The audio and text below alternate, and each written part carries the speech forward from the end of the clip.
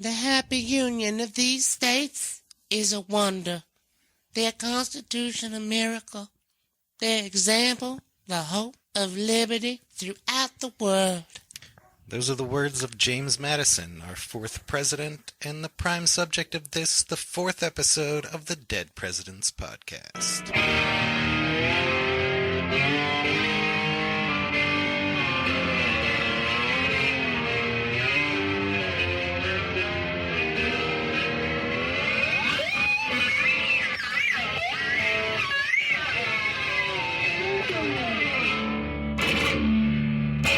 Welcome to episode 4 of the Dead Presidents Podcast. I am James J. Hamilton. And I'm Stephen Lincoln Douglas. This week, the podcast is going to war. Get suited up. We're under the leadership of our Gird thy loins. Our most diminutive president. The dwarfish. James 5'4", 100 pounds soaking wet, but secretly strapping. Yep. Especially intellectually. Yep. James Madison. He didn't tip the scales physically, but he is the philosophical heavyweight of the founding, which we will learn all about on this week's episode. He is the father of the Constitution. Indeed. So there's a lot to learn there, but we also have a lot more fun planned, as we got a pretty exciting top 5 this week. Yep, being president is a dangerous business. Sure is. Like being a cabbie or a clerk. Those are risky. Could be the king of England. Yeah. Or France. Those are the delusions entertained by some of the people on our top 5 list this week, which is a very special list. It's the top 5 would-be presidential assassins. Number 5. Giuseppe Torresola and Oscar Collazo. On October 30th, 1950, the Puerto Rican Nationalist Party coordinated a series of violent protests in favor of Puerto Rican independence. In New York City, 2 Puerto Rican nationalists, Giuseppe Torresola and Oscar Collazo, decided to do their part to raise awareness for the cause, so they took a train to Washington, D.C. They learned that the White House was being renovated, and President Harry Truman was living across the street at the Blair House. On November 1st, 1950, they approached the house from different directions on what they knew was a suicide mission. Collazo tried to shoot a police guard in the back, but hit his right knee. A Secret Service agent ran outside and shot Collazo in the chest. Ouch. 2 other officers also shot Collazo. Jeez. Torresola shot White House police officer Leslie Coffelt in the chest 3 times, and another officer in the back and neck. Bullets are flying. He shot another officer in the knee and was reloading his gun when Truman, who had been napping on the 2nd floor, peered out of the 2nd-story window to see what was going on. Secret Service agents shouted at Truman to get back. At that moment, Leslie Coffelt, who had just been shot 3 times in the chest, propped himself up and shot Torresola in the head from 30 feet away. Bullseye. Coffelt then passed out and died at the hospital a few hours later. It was described as the biggest gunfight in Secret Service history. Collazo survived and was sentenced to death, but Truman commuted it to life imprisonment, which is more brutal. In 1979, Jimmy Carter commuted it to time served, and Collazo went back to Puerto Rico, where he died in 1994, hopefully as the result of being bitten by some rabid animal. He didn't live long enough to see himself make the list of top 5 failed assassins. Too bad, but that brings us right along to the top 5 would-be presidential assassin. Number 4. Giuseppe Zangara. He was born in Italy and served in World War I immigrated to the United States in 1923 and became a bricklayer. Ever since his childhood, he suffered from severe chronic abdominal pain. Agita. Nobody could figure out what was wrong with him or give him any relief. On February 15th, 1933, he was living in Miami, where President-elect Franklin Delano Roosevelt, just a few weeks shy of his inauguration, gave an impromptu speech from the back of an open car. At that moment, Zangara approached, armed with a .32 caliber revolver, but he was only 5 feet tall and unable to see over the crowd. James Madison towered over. Giuseppe Zangara. Giuseppe Zangara was a very diminutive man. He sure was. Yeah, wow. So what could he do? We built up Madison's height here at the beginning to make it look like, wow, the shortest president, and then we talk about a guy that's literally 5 feet tall. So how was he going to attempt this assassination? He had to stand on a wobbly metal folding chair to see over the crowd. He peered over the hat of Lillian Cross, who was a woman standing in front of him. He fired a shot at Roosevelt when Lillian Cross grabbed his arm. Zangara fired 4 more wild shots before the crowd subdued him. FDR was unharmed, but 5 other people were hit, including Anton Cermak, the mayor of Chicago, who ended up dying a few weeks later from his I want to take a second to give a little pat on the back and round of applause to Lillian Cross. Yeah, Lillian for Cross. a great taste in hats and a strong arm. Yeah, I think she was invited to FDR's inauguration and as she should have been. Was lauded for her conduct.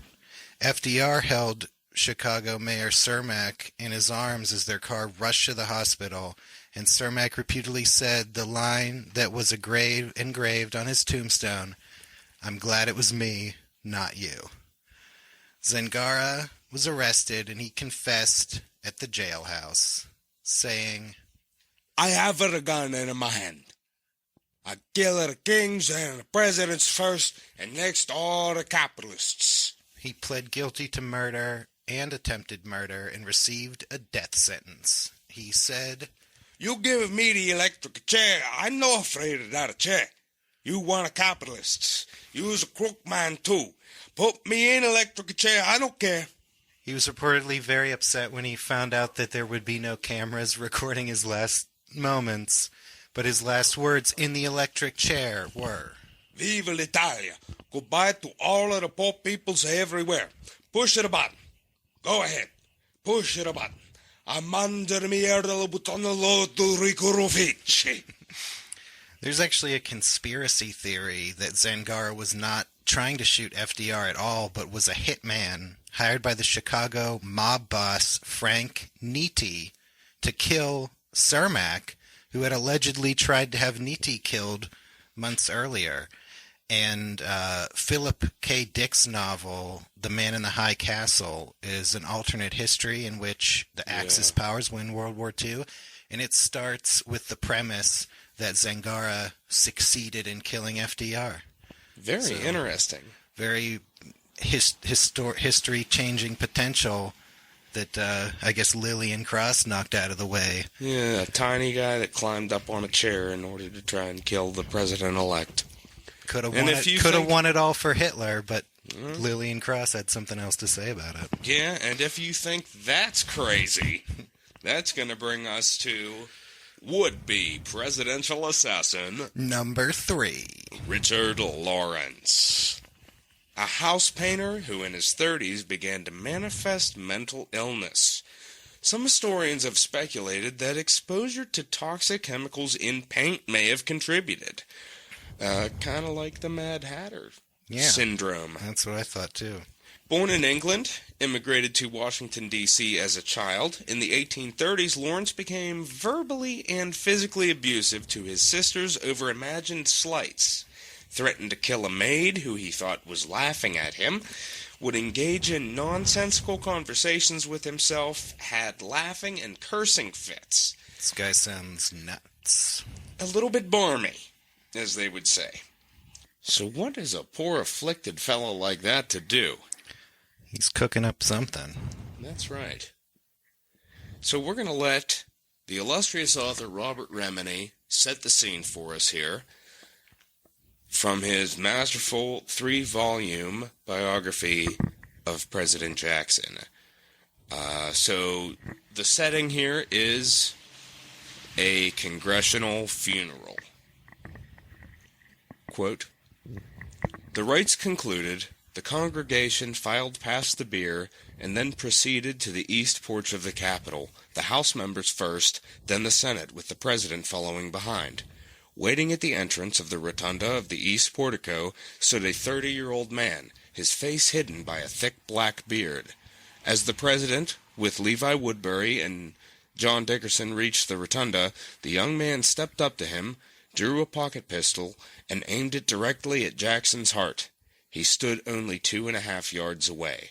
He squeezed the trigger, and an explosion rang out. Some said it sounded like a rifle shot. Senator John Tyler, who had stepped out of the line of procession, said it reminded him of an ordinary cracker.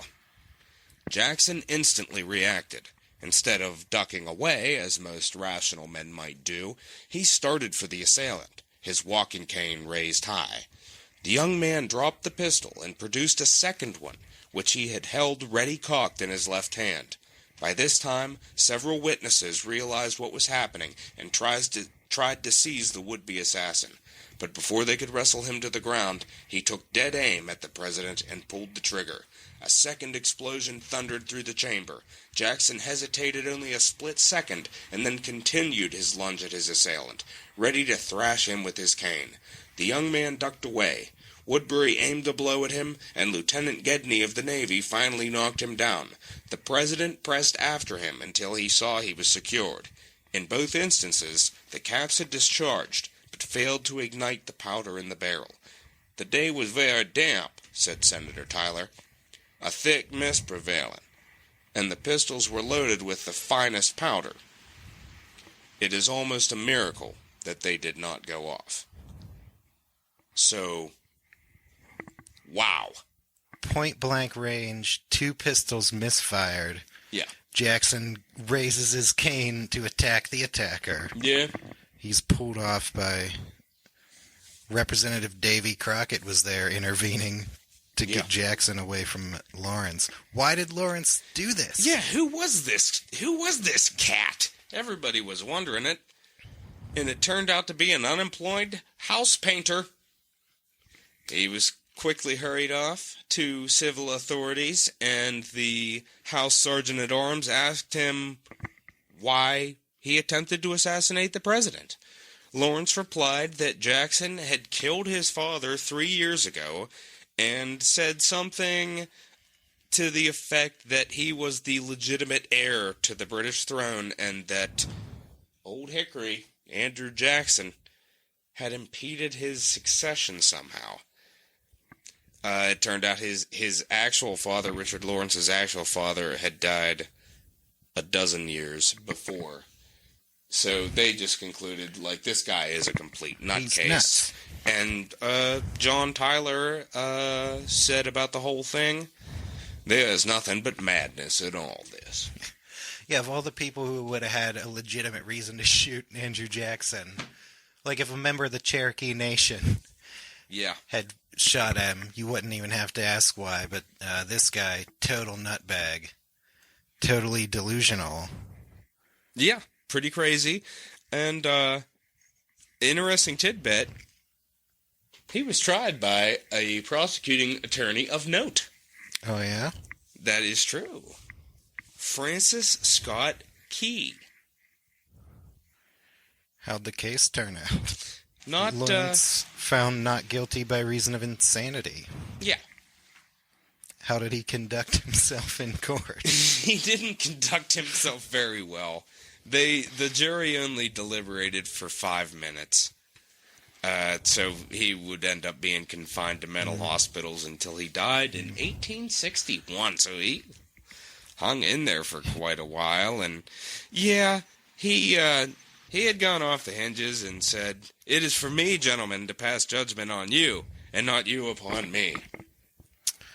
Like, you know, and of course he was probably like, He's the king of England. Yeah, he doesn't have to listen to some Washington, D.C. jury. I'm the rightful king of England. I'm the king. You're loony. Yep. He died in the mental hospital. Yeah. A common... it's common among, every assassin. That brings us... try to bring in their mental state. And I suppose that's going to bring us to would-be presidential assassin... Number 2. John Schrank. John Schrank was born in Bavaria, immigrated to New York as a child. His parents died. He went to live with his aunt and uncle. They died. Then his first and only girlfriend died in a steamboat accident. Ouch. He Lots suffers of just death. Lots of tragedy. He begins drifting around the East Coast. He's very religious. He becomes a Bible scholar. He writes poetry. But in 1912, John Schrank had a dream where he was visited by the ghost of William McKinley, the 25th president who'd been assassinated in 1901, elevating Vice President Teddy Roosevelt to the presidency. Yeah. According to Schrank, McKinley's ghost told him to avenge his assassination and pointed to a picture of Teddy Roosevelt. Wow. Ghost McKinley laying the blame on TR, even though in real life there's no involvement of TR in the McKinley assassination. I don't think there's even a conspiracy theory about it. No, there's not. No. But John Schrank was visited by the ghost of McKinley, and you can't ignore the ghost of McKinley. No, he was, foreboding in life. I mean, he had well, we'll talk about McKinley in episode 25, but, I mean, he was a man that he had a good presence, and let alone as a phantasmal presence. So this is 1912. Teddy Roosevelt is running for president as a third-party candidate in the Progressive Party, the Bull Moose Party, as he nicknamed it. He had already served almost 2 full terms as president. He declined to run for another and let his hand-picked successor, William Howard Taft, take the reins. But then TR wasn't too thrilled with the Taft administration and decided to run against him in 1912. He split the Republican Party in the process, by the way, and handed the election to Democrat Woodrow Wilson. But about a month before the election, on October 12th, 1912, TR was in Milwaukee, getting in his car to go give a speech when he stopped to acknowledge a cheering crowd. And that's when John Schrank stepped out of the crowd and shot TR right in the chest. The bullet lodged in his chest after passing through and hitting his steel eyeglasses case and a folded copy of his 50-page speech. The crowd was about to tear Schrank apart when TR said, "Don't hurt him, bring him here." He asked him, "What did you do it for?" Schrank didn't respond, so TR said, "What's the use? Turn him over to police. You poor creature, see that there is no violence done to him." As an experienced hunter, TR knew that since he was not coughing blood, the bullet had not reached his lungs, so he refused to go to the hospital and went forward and delivered his speech anyway. Like a boss. He spoke for 84 minutes as blood seeped into his shirt. He told the crowd, "Ladies and gentlemen, I don't know whether you fully understand that I have just been shot, but it takes more than that to kill a bull moose." Damn!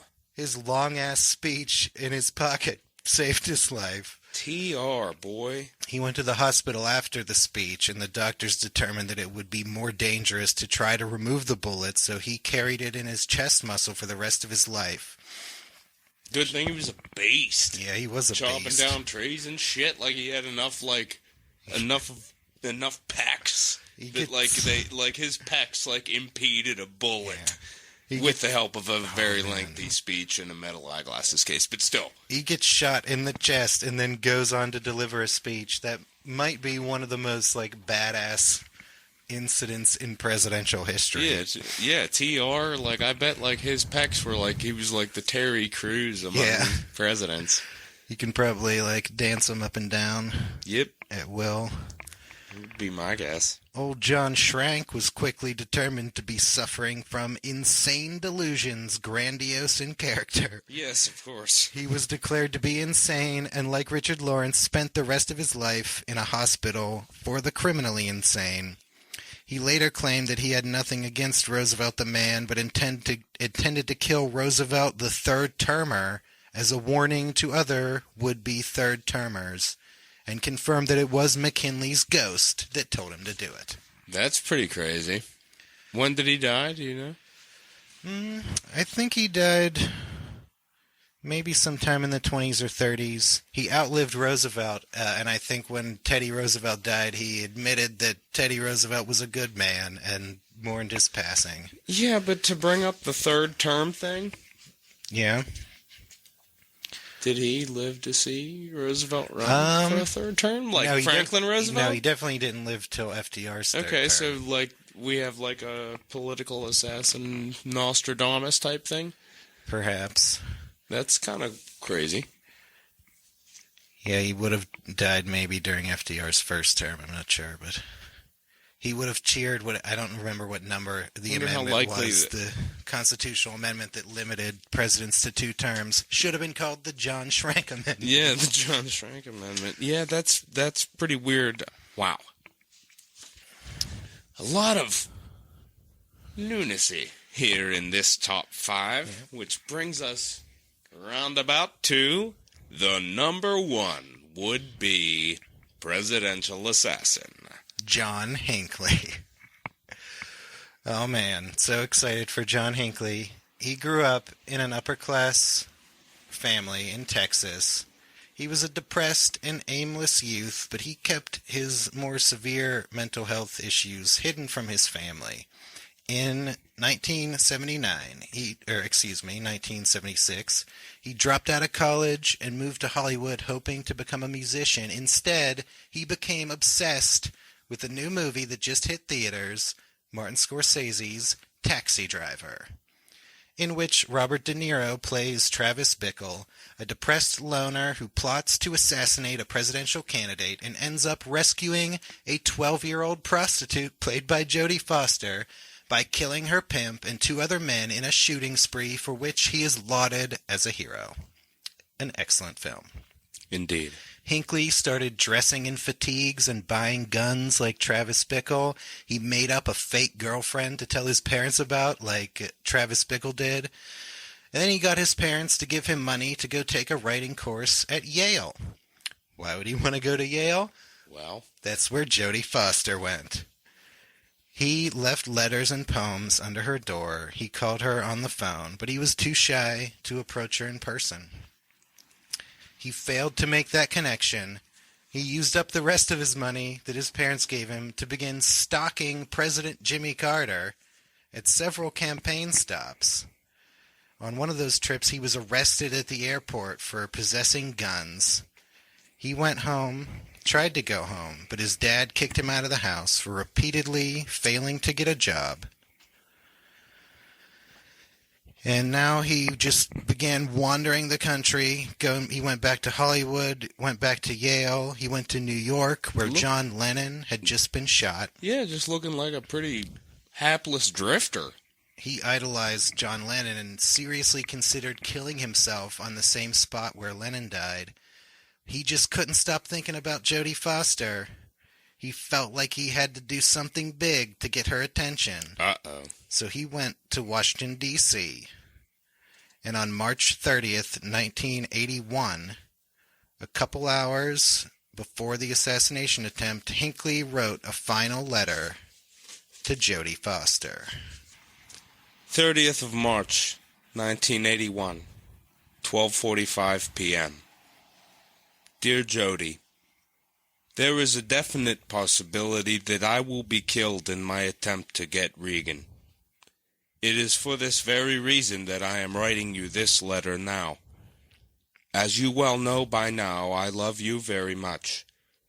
Over the past 7 months, I've left you dozens of poems, letters, and love messages in the faint hope that you could develop an interest in me. Although we talked on the phone a couple of times, I never had the nerve to simply approach you and introduce myself. Besides my shyness, I honestly did not wish to bother you with my constant presence. I know that the many messages left at your door and in your mailbox were a nuisance, but I felt that it was the most painless way for me to express my love for you. I feel very good about the fact that you at least know my name and know how I feel about you. And by hanging around your dormitory, I've come to realize that I'm the topic of more than a little conversation, however full of ridicule it may be. At least you know that I'll always love you. Jody, I would abandon this idea of getting Regan in a second if I could only win your heart and live out the rest of my life with you, whether it be in total obscurity or whatever. I will admit to you that the reason I'm going ahead with this attempt now is because I just cannot wait any longer to impress you. I've got to do something now to make you understand, in no uncertain terms, that I am doing all of this for your sake. By sacrificing my freedom and possibly my life, I hope to change your mind about me. This letter is being written only an hour before I leave for the Hilton Hotel. Jody, I'm asking you to please look into your heart and at least give me the chance with this historical deed to gain your respect and love. I love you forever. John Hinckley.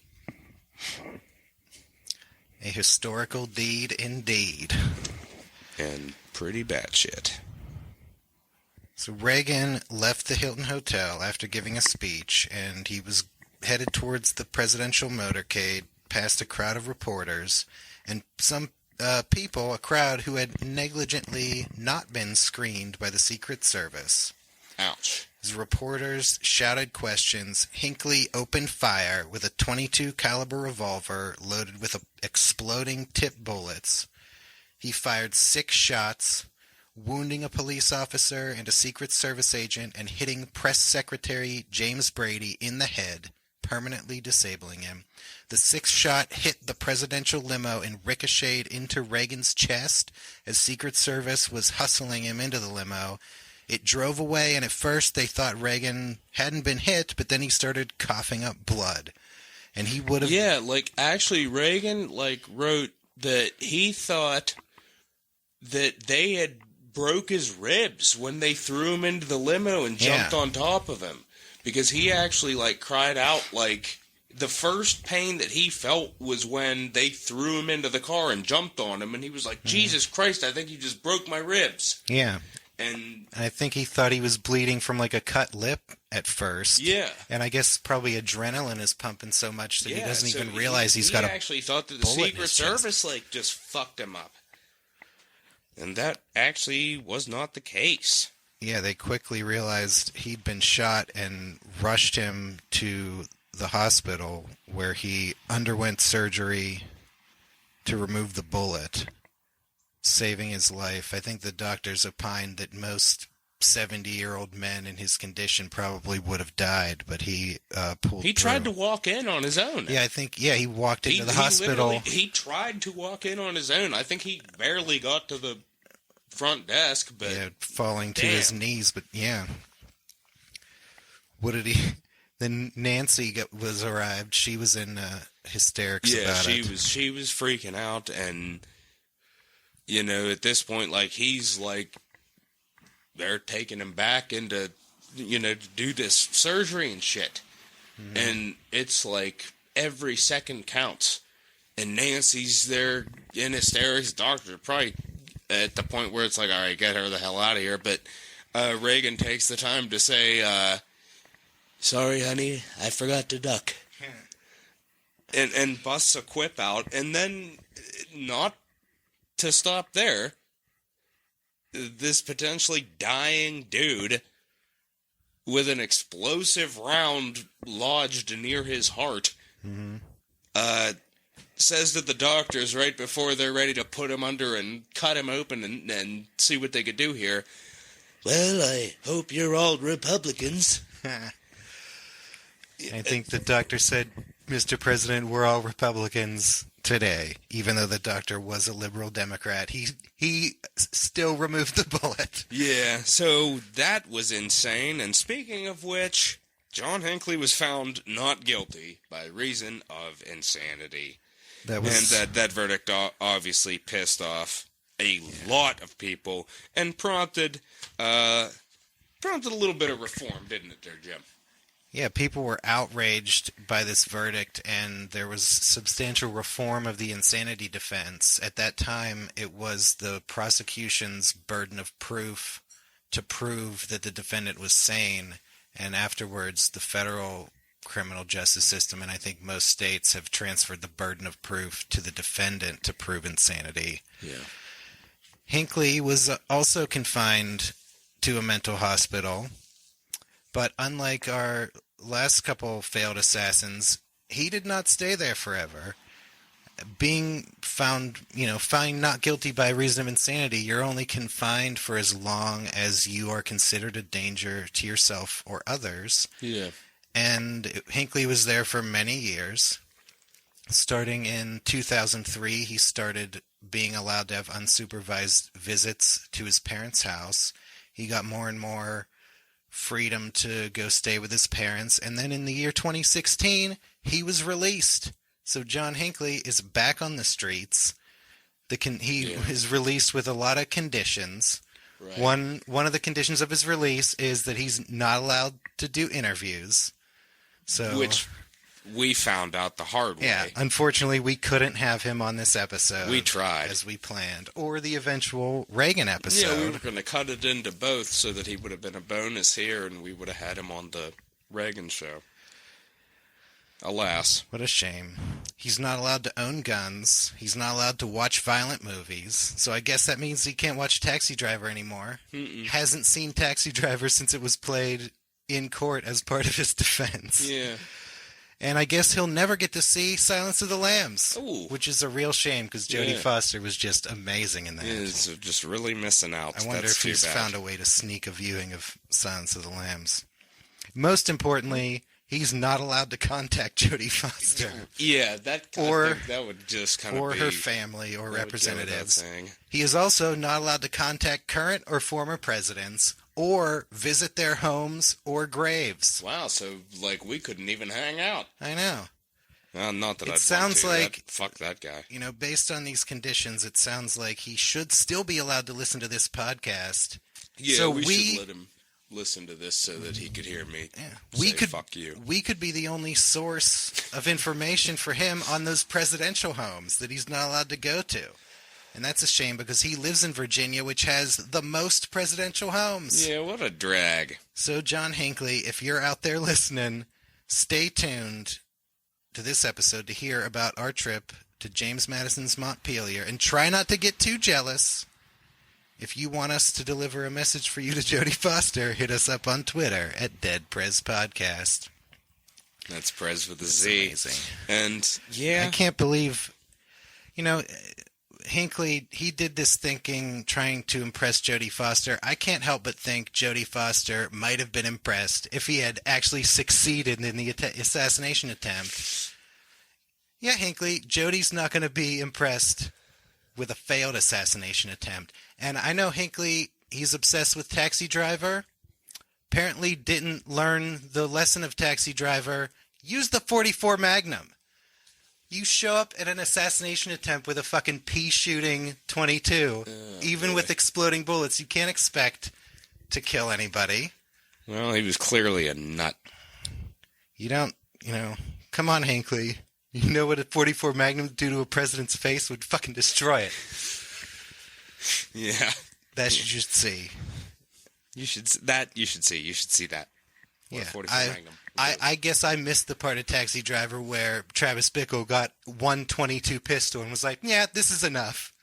He wouldn't have made it into that building to kill those pimps if all he had was a 22. No, for sure. Come on, Hinckley. Get yourself a .44 Magnum next time. You fucking bum ya. Hey, we got an interesting addendum here to this episode's top 5. We have honorable mentions. And there's a duo of women here. Yeah. that we would like to talk about because it's, frankly, super interesting and awesome. Because it's very important. Both of these women acted within just over 2 weeks, and both of them tried to kill the same president. Yep. Lynette Squeaky Fromm of the Manson family tried to shoot President Gerald Ford in Sacramento in 1975, but she forgot to put a round in the chamber, and her Colt 45 was disarmed before she could get a real shot off. Yeah, see, even Squeaky Fromm knew, like, I'm going into this with a 45. Yeah, but she doesn't know to put a round in the chamber. Ouch. Once again, not studying Taxi Driver sufficiently. Yeah. But that was enough for Squeaky to break the glass ceiling and become the first female failed assassin. Yeah. Squeaky served as an inspiration to women everywhere. And just 17 days after she tried to kill Ford, Sarah Jane Moore tried to kill Ford in San Francisco, shooting a .38 caliber revolver at him from 40 feet away. She missed her first shot, and a bystander grabbed her and ruined her second shot. These two ladies each served over 30 years in prison, but they're out now. They're out on parole. If John Hinckley's single, I think they should mingle. Not a bad idea. Side note, Sarah Jane Moore actually did hit somebody. The second shot ricocheted and hit a cab driver in the groin. Ouch. So, yeah. Yeah, all these attempted assassins were, quickly, pulled down by the crowds. The American people jumping to the defenses of their presidents. Yeah, that's the way it goes sometimes. We love our presidents, including the fourth president, James Madison, who we are going to learn all about right after these messages. We're going to take a deep dive, and we hope you'll join us.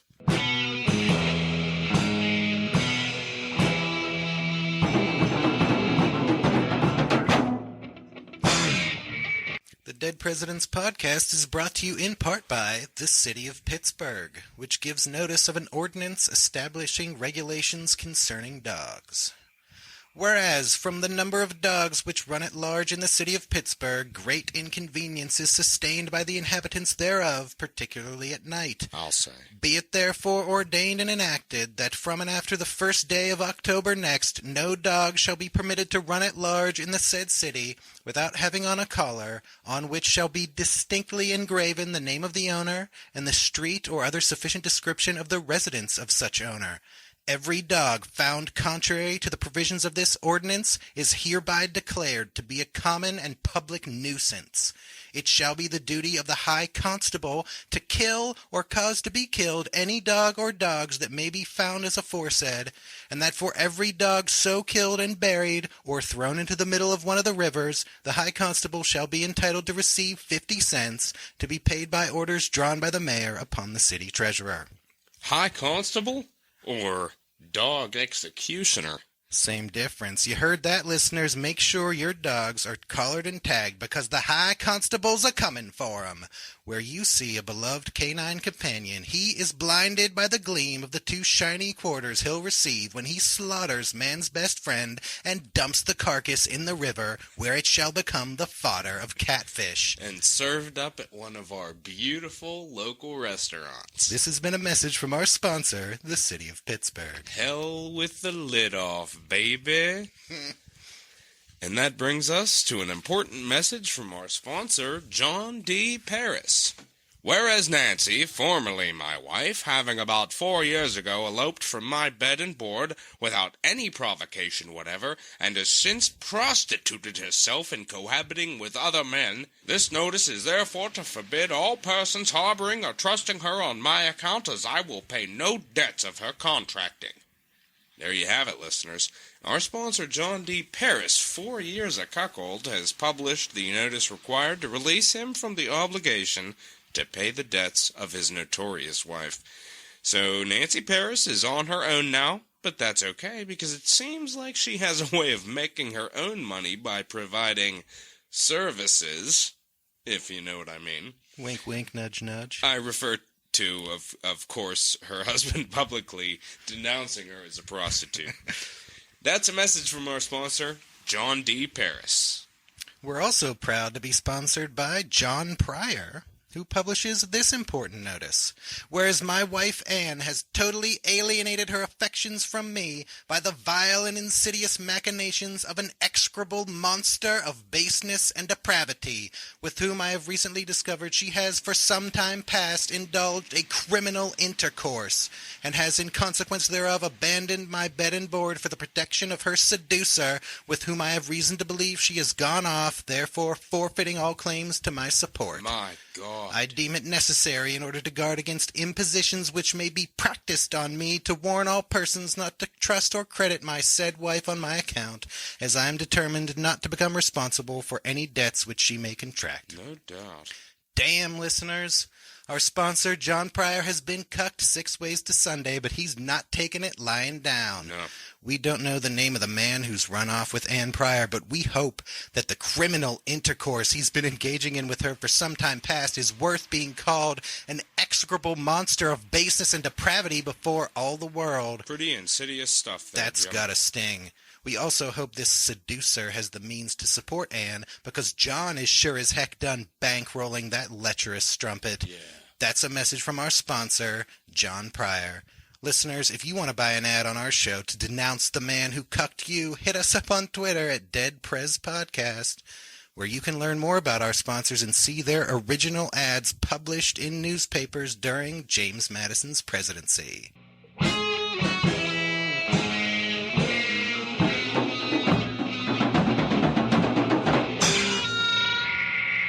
And we're back, ready to find out everything that there is to know about our fourth president, James Madison. Everything that you need to know about James Madison, you're about to learn in the next heap of minutes. Yep. So gird thy loins and prepare thyself. I'm so girded. For a knowledge bomb. James... And the bomb is going to drop in 1751 in Virginia. When James Madison Jr. is born to Father James Madison Sr., a planter who became the largest landowner and leading citizen of Orange County, Virginia. The original Orange County. The original James Madison served as sheriff, justice of the peace, and vestryman. His son credited him with instilling the values of morality, sobriety, and sense of purpose. His mother was Nellie Conway Madison, the daughter of another prominent planter. She was very close with her son and lived to be 98 years old, surviving a whole decade past Madison's presidency. Wow. Madison was the oldest of 7 children. Yeah. It's interesting. His father... I think we should just mention as an aside, as a plantation owner and landowner, and, he farmed and whatnot, and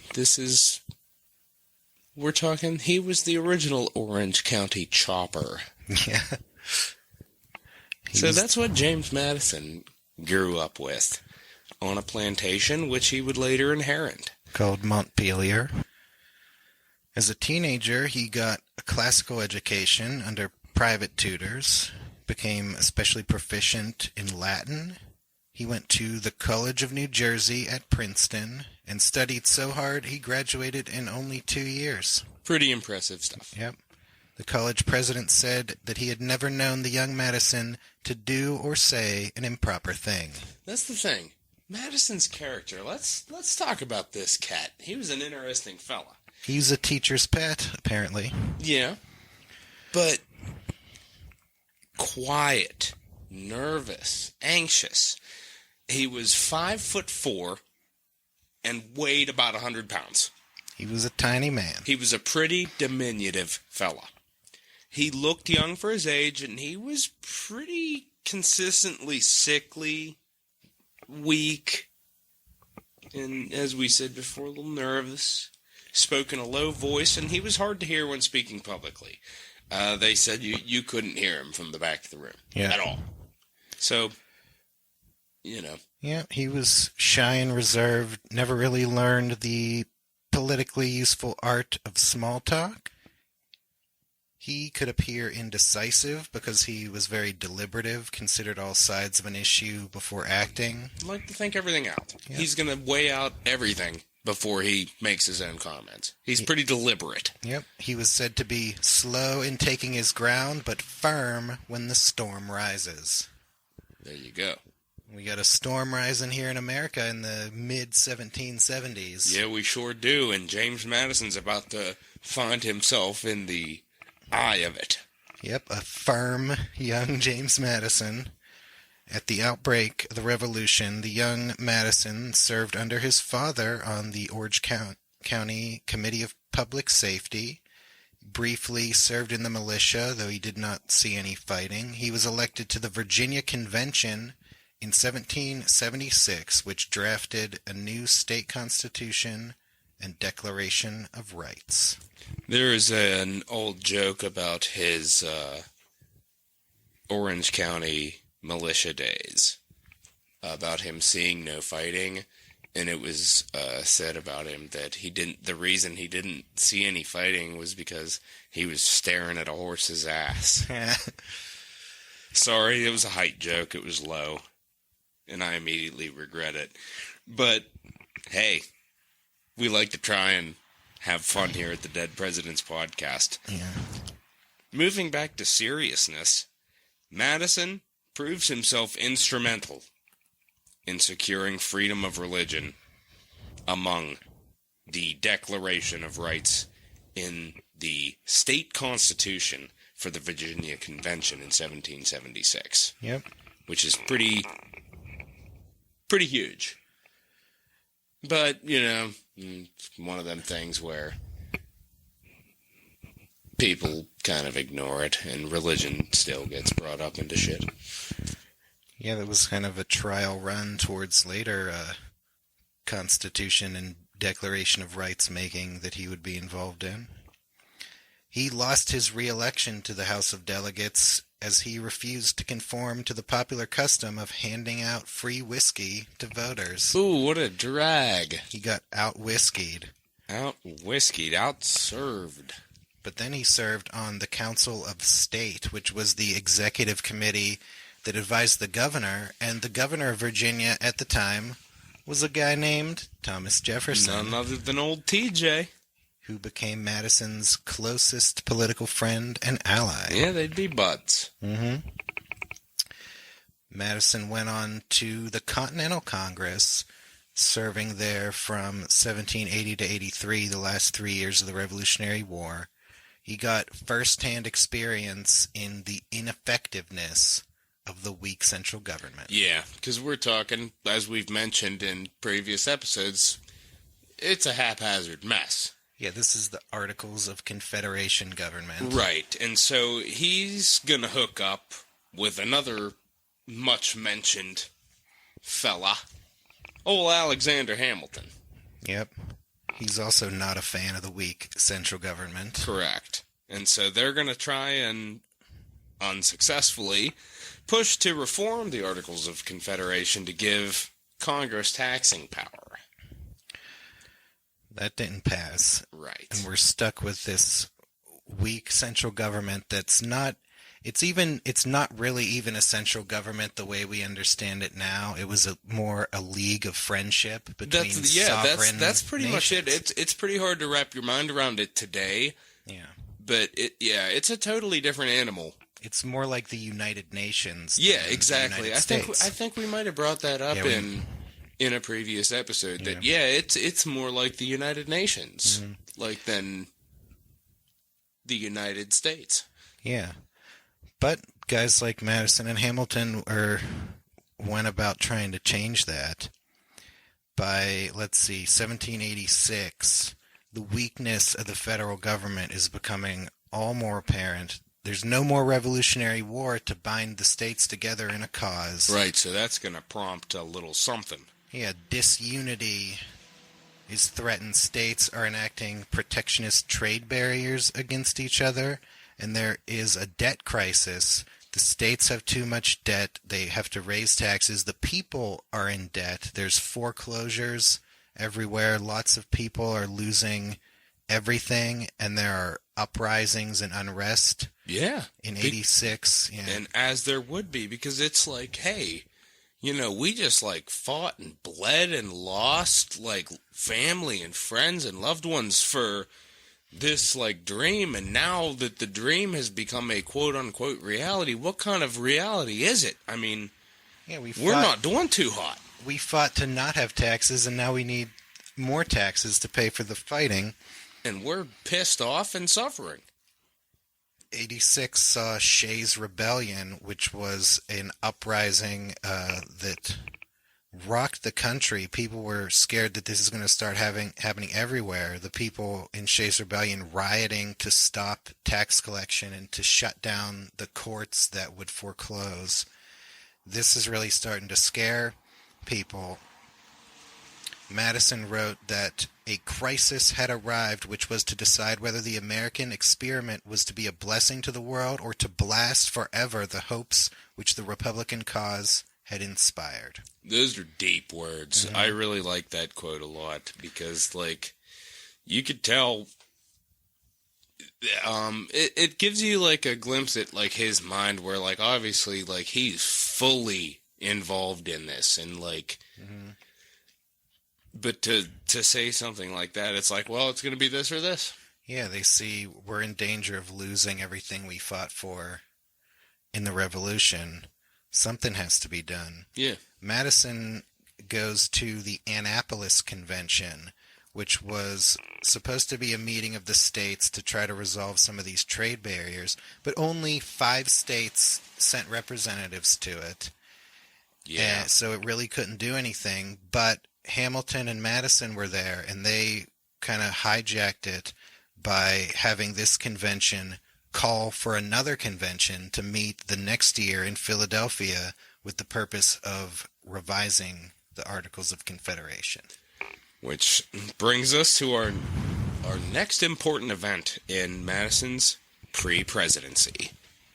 So the Philadelphia Convention met throughout the summer of 1787, and it did more than just revise the Articles of Confederation. It threw them out completely. Put them in the dustbin. Wrote an entirely new constitution. Start from scratch. Madison showed up there more prepared than anyone else. He read a whole mountain of books on the history and theory of Republican governments. He was one of the first delegates to arrive in Philadelphia, and while he was waiting around for everyone else to show up, he put himself to work and drafted the Virginia Plan, which was proposed by the Virginia delegation at the beginning of the convention and set the agenda. Yeah. It proposed a government with 3 branches, executive, judiciary, and a bicameral legislature. Some listeners might be asking, what is a bicameral legislature? That is 2 houses in the legislature. There you go. As opposed to the Articles of Confederation, which was just 1 house of legislature with no executive or judiciary. Yeah. So now this is the foundation for your House and your Senate. Well, yeah, the Articles of Confederation each state had 1 vote in the legislature. Madison's proposal had the houses based on population, proportional representation in both houses. Mm-hmm. So the large states would have more representatives. Yeah. And the small states didn't like this proposal at all. They wanted to keep it 1 state, 1 vote. Right. Yeah, because they felt slighted. Yeah, they're don't want to give up, feel like they'll get swallowed up. It's not our fault that, like, we're smaller boundary-wise and have less people. Yeah, and this was really one of the biggest impasses in the convention. It ended up being resolved by the so-called Connecticut Compromise, proposed by Roger Sherman of Connecticut, which had that the House of Representatives would be proportional by population, and then the Senate would preserve equal representation for each state. Yeah.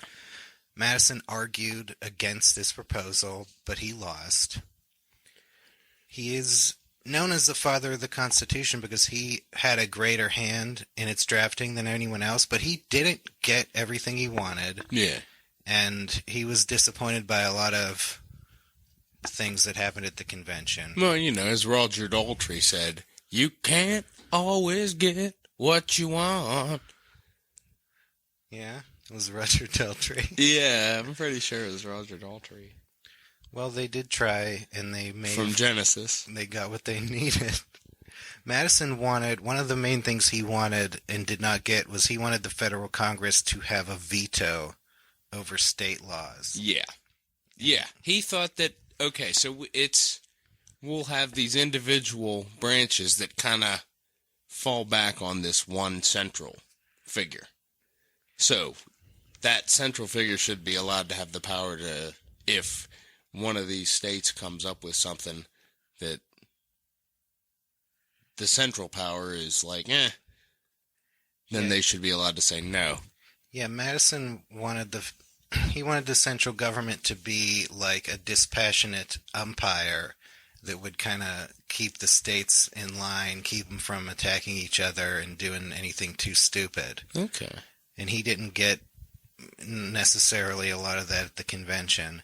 But he did, he had almost perfect attendance. He was there more than anyone else. And he sat right up front and took copious notes on everything that was said, so that his notes are the main historical source for the convention deliberations. Most of what we know about that comes from him. Mm-hmm.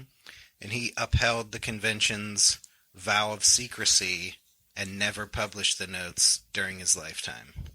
Yeah. Kept them close to the vest, and they were published after his death. Yeah. Imagine if somebody else was responsible for providing us today with a history of this, other than an intellect like James Madison. Yeah, who knows what Button Gwinnett would have left us to know about these proceedings. Yeah, thank God for James Madison. Yes. So the Constitution, came out. It was a compromise. Probably no one person was totally thrilled with it. Right. Yeah. That's another thing that's important to remember is it was acceptable at best. Yeah, a lot of people were still against the idea of a strong central government at all. And so now that they've written the Constitution, it needs to be ratified. It doesn't mean anything until the people accept it. By its own terms, the Constitution would become effective when ratified by at least 9 of the 13 states. And they all had ratifying conventions to specifically debate the Constitution, whether to accept it. Yeah. A lot of people were shocked by how far beyond the Articles of Confederation it went. A lot of people still want to think of the states as sovereign nations almost that have a league of friendship, but this creates a government that's sovereign over the states, at least for some. So it's a task akin to mowing 10 acres with doll scissors. Perhaps. Yeah, you're looking at it's going to be some work. Yeah, and ratification was a real uphill battle. And Hamilton enlisted Madison in the project that is now known as the Federalist Papers, in which they wrote and published a series of 85 essays in 6 months to explain the new Constitution for the public and argue in favor of its ratification. Yeah. Now, again, I'm going to do... I think it's going to be like a thing where when we have like merch and shit, it's going to be like on a t-shirt of mine, but we can't understate the importance of the Federalist Papers. It is one of the most important works of political philosophy ever penned. Yeah, and they wrote it like in such a short amount of time, under deadlines. They were all... Madison was in New York at the time. That was the seat of the Confederation government, and him and Hamilton worked on it. Sometimes the printer at the newspaper would already be setting the typeface for the beginning of the essay while they're still trying to finish the end of an essay. Wow. So this stuff is written under like tough deadlines. Pretty extreme duress. It's, a classical work of political philosophy. Truly. Madison wrote 29 of the essays. A lot of the most important and memorable statements in them came from him. Yeah. In Federalist number 10, he made a groundbreaking argument in favor of the new government.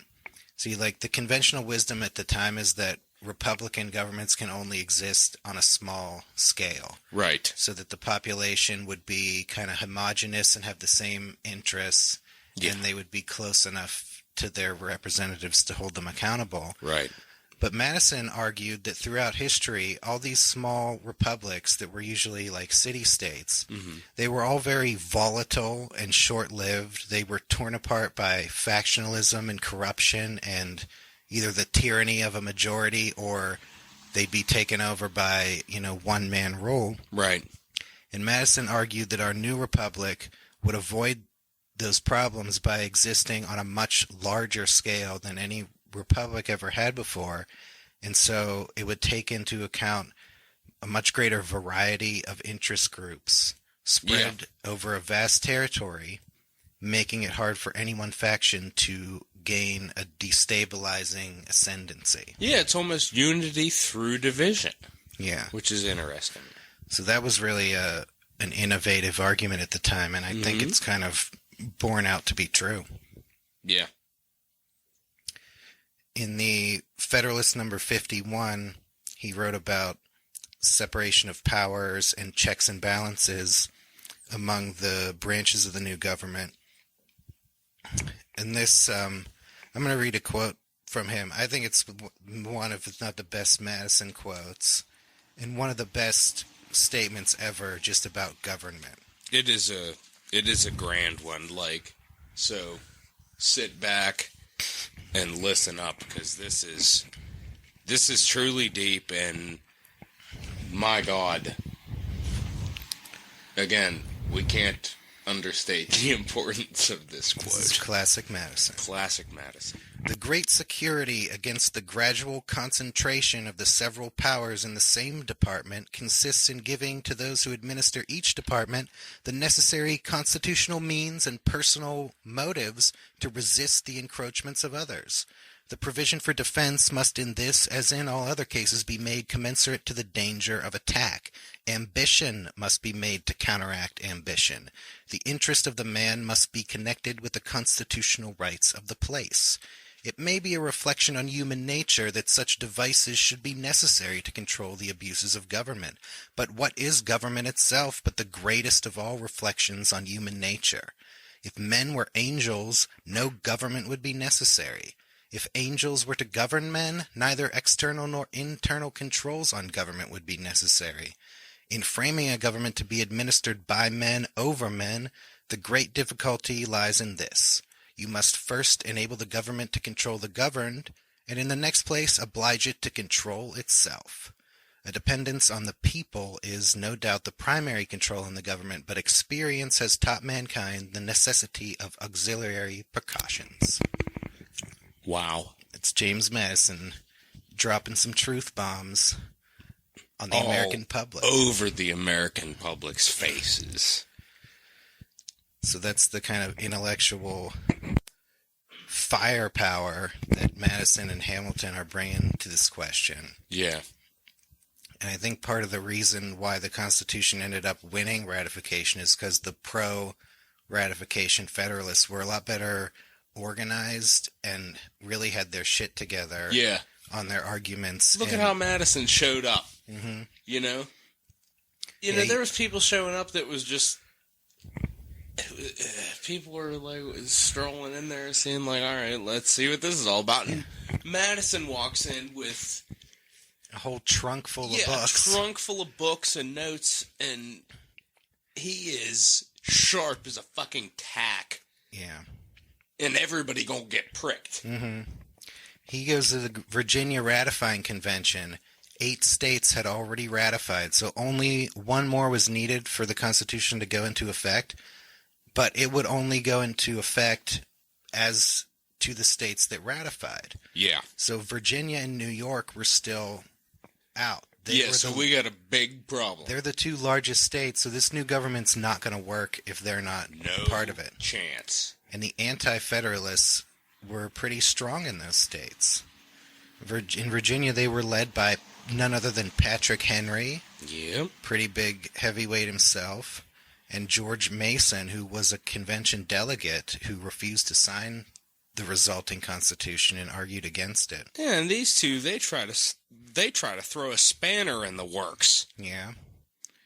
They're demanding a Bill of Rights prior to ratification. Yeah, they try to screw the ratification process by putting conditions on it.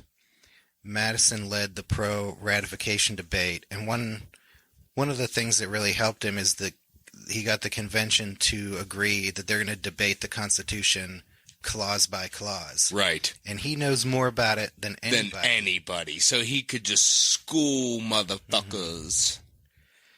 And that's what he does. Yeah.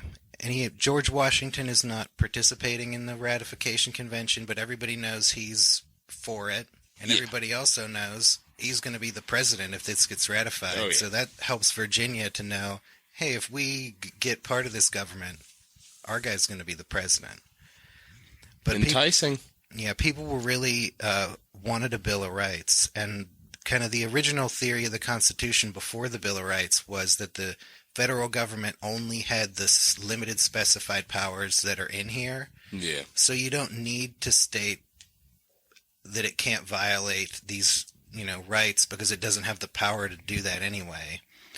And Madison and Hamilton and them thought that by adding a Bill of Rights, it might make people think that this government has all power except to violate these rights. Right. But a lot of people, they just wanted a Bill of Rights. They were used to them in state constitutions and stuff. Yeah. And they were scared that their rights would be violated if they weren't spelled out. So Madison agreed that don't make it conditional to ratification, but in the first Congress, we'll consider a Bill of Rights and add them through the amendment process in the Constitution. Yeah. That was enough to carry the day, and Virginia barely ratified. It was a close vote, but they ratified, and then news of its ratification reached New York. That prompted New York to follow suit. Just in time. Just in time, but all was not well. We got a new government, but Patrick Henry People are pissed. Yeah, Patrick Henry in particular is bloody miffed. He's not happy with Madison. Madison wanted to go into the Senate, but Patrick Henry used his influence to deny him a Senate seat. And then, so now Madison's going to try to run for the House. Patrick Henry gerrymanders the House district to put Madison in a pretty largely anti-federalist district. Sets him up with an opponent who was a no vote at the ratifying convention, future President James Monroe. That's pretty interesting. So, these machinations that Patrick Henry is utilizing here to prevent James Madison, did Madison not himself had a hand in part of setting that up as something that could be done? Well, yeah, I guess this Constitution leaves to the state the power to lay out the lines of its congressional districts, and also the state legislature is the one choosing. So Patrick Henry's kind of like, all right, you son of a bitch, you're going to do this, I'm going to use this against you then. Mm-hmm. Yeah, the better organized Federalists kind of got the upper hand in the convention, but the existing Virginia government has enough sway about this guys that they can That's pretty interesting. Try to jam him up. That's pretty interesting, and maybe like another savage burn brought to you in part by the Dead Presidents Podcast. Although his burn ended up not working, Madison, now he makes pretty much an explicit promise to do a Bill of Rights in the first Congress, and that kind of pushes him over the top. He beats James Monroe in a close race, and he's headed off to Congress, where he becomes one of the leaders of the first Congress and a trusted advisor to the new President Washington. He actually wrote Washington's inaugural address and Congress's response to it. That is pretty wild. Let's just reiterate. The speech of the first president in the inaugural, this is it. This is the first thing that you're going to hear the President of the United States speak. And it's written by James Madison.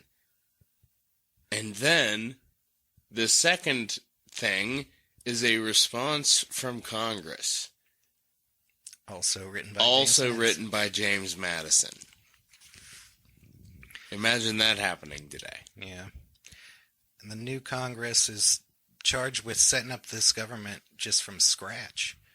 Madison was one of the leaders in the initial stages where Congress established the executive cabinet departments. Yeah. They established the federal court system. And Madison got busy following through on his promise and drafted the Bill of Rights. Yeah. All kinds of moving and grooving to be done, but in the midst of it, the Bill of Rights. Yep.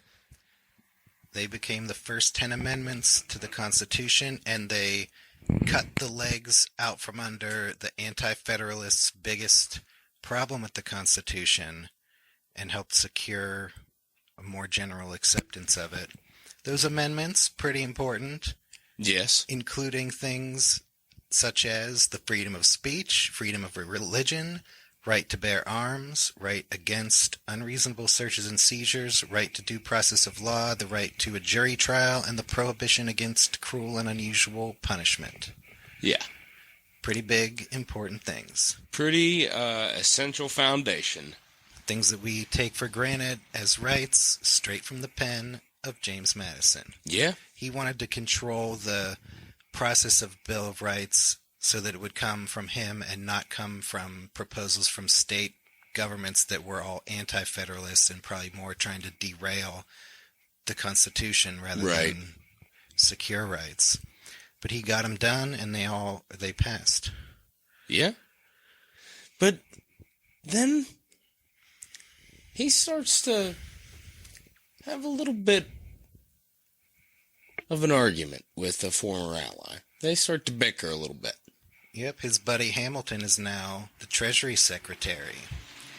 And, while Madison, throughout the whole 1780s, he's in favor of a stronger central government, now that we have one, the Constitution is ratified, he almost immediately seems to turn against the idea of a strong central government. And I think, historians have called this the Madison problem. Yeah. Of trying to figure out, he kind of thinks, maybe he starts to think, that some of this smacks of oppression. Yeah, is he, bipolar, wanting a strong central government, and then once he gets it, not too thrilled with it? Yeah. I think this goes more to his kind of disappointments in the convention. How it didn't necessarily. I think I would probably chalk it up to that more so than the possibility of him potentially being bipolar. Yeah, he wanted that enlightened umpire style of government. Yeah, but Hamilton had a different vision where he wants the government to be like a financial military powerhouse. Yeah, and this isn't what Madison had in mind when he thought of a strong central government. And he also sees Hamilton's policies consolidating power in the hands of northern financiers rather than southern agrarian farmers like him and Jefferson would like to have had happen. Yeah, so there's a bit of a difference there, and so Madison's going to end up leading the opposition in the House against Hamilton's proposal to have the federal government assume states' debts and thus fund the national debt with federal securities. Yeah. Now Congress is deadlocked. So we're at a little bit of an impasse here. Yeah, they're deadlocked over this, and they have to fix the permanent location of a new federal capital, and these two issues are really a problem. And I know at this time Hamilton felt that if his plan didn't pass, that the government would fail. Right. And Jefferson was worried that the government was ready to fail from the outset over these issues. Yeah. So Jefferson invites Madison and Hamilton to dinner, and over lots of nice wines picked by Jefferson. Who knew his shit, so they had some good stuff to enjoy there. They hammered out a deal to let Hamilton's finance plan pass and put the capital of the nation in the South. Potentially, they hammered out a deal. Yeah. Big deal that lets everything go forward. But the divisions between Hamilton's vision and Madison and Jefferson's vision only exacerbate. Yeah, they're not going to jive. I mean, no. They made that compromise, but they're going to continue to go head to head. It was going to prove the first of many. Mm-hmm. Next big issue, I think, is Hamilton's plan for a national bank. It passes Congress, and then before Washington signs it into law, he asks Madison and Hamilton to give their opinions. Madison argued that the bank was unconstitutional because the Constitution enumerated the powers of Congress, and it doesn't say that it can charter a bank. Yeah. Hamilton. So, Madison's kind of like, who are we to, officially handle potentially vast amounts of money? Yeah, that's not listed among Congress's powers, he says, but Hamilton argues that charting a bank is an implied power, that it's implied in Congress's enumerated powers to borrow money, spend money, coin money, that a bank is a means to those ends and that it should be allowed. And Washington agreed with Hamilton and signed the bank bill. And Madison? That caused a couple of different things to happen. So, first off, we're talking about the birth of the two-party system. Yeah, we're having right here. A sharp ideological divide coming about the direction of how the government should look. Yeah. In 1791, Madison and Jefferson went on a little vacation. Little bro trip. Yep. Up through the northern states, ostensibly to hunt and fish and enjoy nature. But in reality, they were making connections for their burgeoning opposition party. It's begun. Meeting with Aaron Burr, determining that Hamilton needs to be stopped. Right. But they weren't about to declare themselves. No, they don't. This was, secretive. They don't think of themselves as a party. It's not an official party, but through retrospective, we can see that this was the birth of the party. Yeah, it's platform, not party, quote unquote, at this point, but it's going to be what starts the split from, your classic Federalist. Yeah, Madison published a series of newspaper essays that kind of set forth the platform: state power over federal power, agriculture over manufacturing, France over Britain, Western expansion, populism, pacifism. Those are become the tenets of the Republican Party for the next decades. And they came from Madison early in the Washington administration. But Washington keeps siding with Hamilton on all these questions. Yeah. He just becomes increasingly more... He just grows to Federalist. He just grows to side with him. He seems to trust him more. Seems to like his judgment. Mm-hmm. He goes with him. He rolls with him. And then, by Washington's second term, things are starting to get really nasty. Oh yeah. With the Whiskey Rebellion and the uproar over the Jay Treaty. Listen to episode 1 if you want to learn what those are. Washington started seeing Madison and Jefferson as part of the problem, part of the agitators that are trying to bring down the government. Yeah. Madison no longer a trusted advisor of President Washington. Ouch. But that's okay, because he's got other things going on. He does have some other things going on, and namely, the beautiful Dolly Payne Todd. Yep. In 1794, Madison was 43 years old. He's still unmarried. Yeah. He's the 43-year-old virgin. Yeah. The sequel. That's also a prequel. Yeah. I don't know if he got, like, his chest hairs waxed. He probably didn't have any. Dolly, but no, he probably didn't. He had one failed engagement when he was 31 years old with the 15-year-old Kitty Floyd. Other than that, he seemed doomed to lifelong bachelorhood when his pal, Aaron Burr, quite the ladies' man himself, introduced Madison to the 26-year-old, newly widowed Dolly Payne Todd, 17 years his junior. You may recall from episode 3, Madison... Yeah. Little top 5 action. Number 5 on the list of top 5 presidential cradle robbers. He hit it off with the young Dolly and became quite the lucky man, as she was turning a lot of heads in the federal capital. Yes, she was.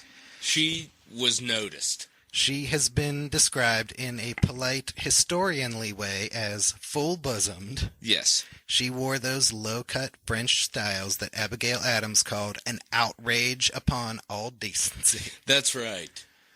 Let's just say. Yeah. Dolly is a leading candidate when we do the top 5 Flotus Elves. That's just it. But she was so much more than that. She was everything that Madison wasn't. Right. Yeah. Total opposites. Polar opposites. He is cold. He's shy. He's awkward. He's quiet. Yeah. He's calculating.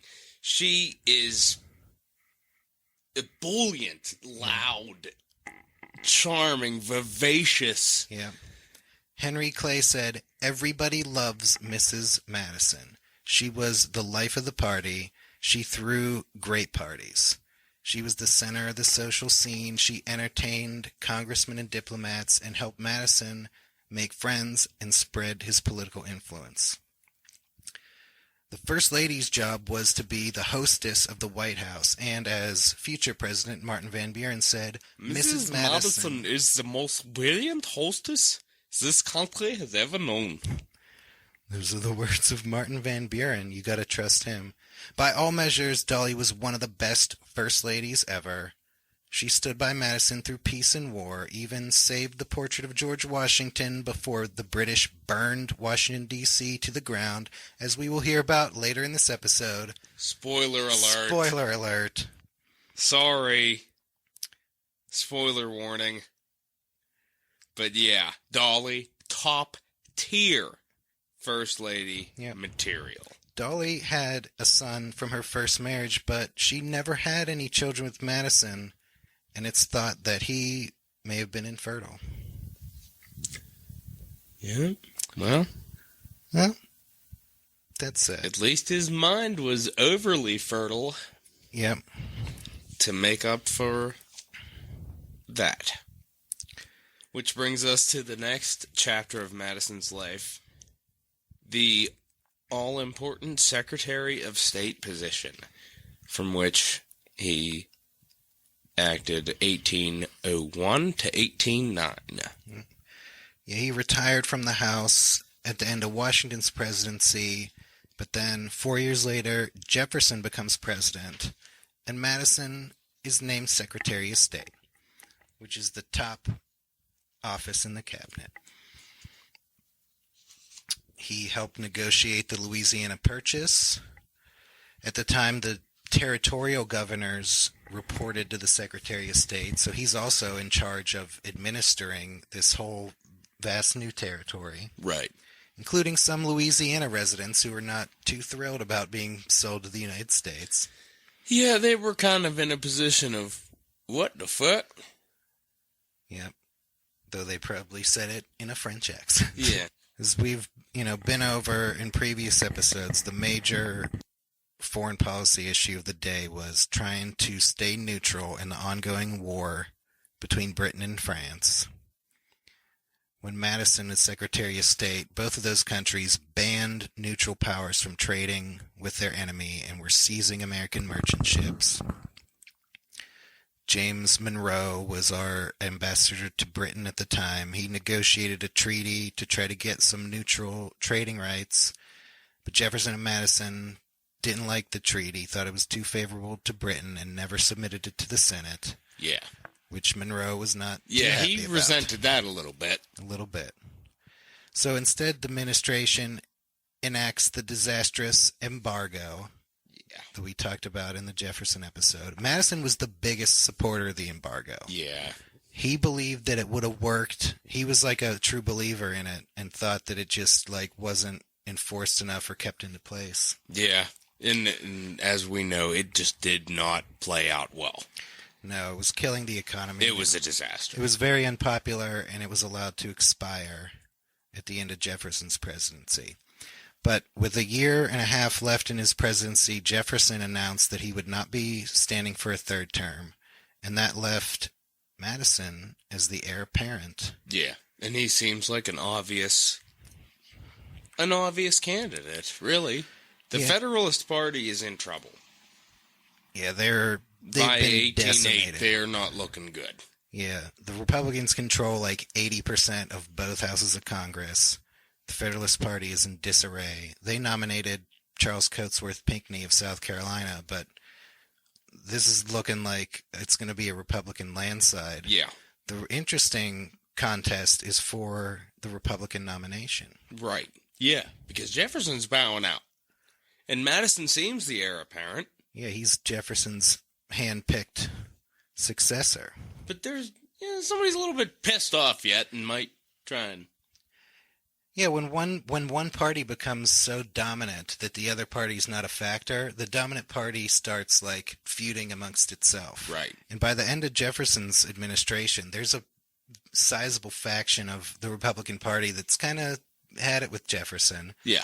They think he's dominating the party too much, and that he's being like a bit too Hamiltonian and not enough true conservative Republican style. Yeah, and they kind of use like the state of affairs to back it up. Yeah.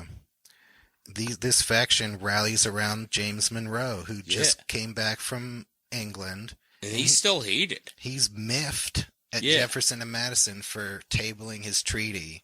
That's it. And so this faction thinks maybe Monroe is the non-Jefferson candidate, which is ironic because Monroe's career he'd always been a loyal Jeffersonian. Absolutely, yeah. So just like Madison's first House of Representatives race, he's up against James Monroe again. Yeah. At that time, the party... These two. They're always at loggerheads. No, they're actually mostly friends most of their careers. That's what's funny is that... Yeah, they have two mostly heated friendly. races. You know, yeah. This issue did piss off Monroe, but they got over it. Yeah, at the time, the party presidential nominee is chosen by a caucus of the congressional delegation. And this is where Madison's wife really helped him because... As she oft did. Mm-hmm. People ended up liking him because of her. Yeah. Like, a lot of people. Yeah. Ended up just being like, yeah, I'm fond of James Madison. Like, oh, well, like, what about James Madison, like, attracts you to him? Well, his wife. Yep. They want to be around her with those obscene look dresses she's got on. Dolly's dinner guests, and I quote, Dolly's dinner guests were thus the electorate that would decide on Madison's nomination. All the dinner parties in the world could not have boosted a nobody, but Dolly Madison's did their bit to lift her already prominent husband. Wow. Everybody wants 4 more years of Dolly Madison hosting the White House social scene because Jefferson's wife was dead long before he was president. His daughter filled in as first lady duties sometimes, but a lot of times Dolly Madison was handling it. Yeah, and we weren't even calling him the first lady at this point. No. She had almost 16 years of first lady service, if you think about it that way. Yeah. Yeah, because the president's wife She didn't have a title yet. No. But she was important in hosting the social events and running Absolutely. She was basically like the hostess of the land. Yeah. So ultimately, the Monroe supporting faction never really got too far off the ground, and Madison got the nomination pretty clearly and then crushed Pinckney in the Electoral College 122 to 47. Yeah, Pinckney didn't have much of a shot, and if you want to learn a little bit more about him, there's a band called the Warshats. That's WORSHAHTS, Warshats as in washouts. They're from the Pittsburgh area, apparently, but they did some songs about people that ran for president and lost, and I think that's the first one in the series. The Would-Be President series. The Would-Be President series. So yeah, if you want to learn a little bit more about these losers, you might garner a gleam of info from the Warshats. They're on YouTube and Twitter, I believe. So our boy, James Madison, has just won the presidential election and is about to take the highest office in the land right after these words from our sponsors. Thanks for tuning in.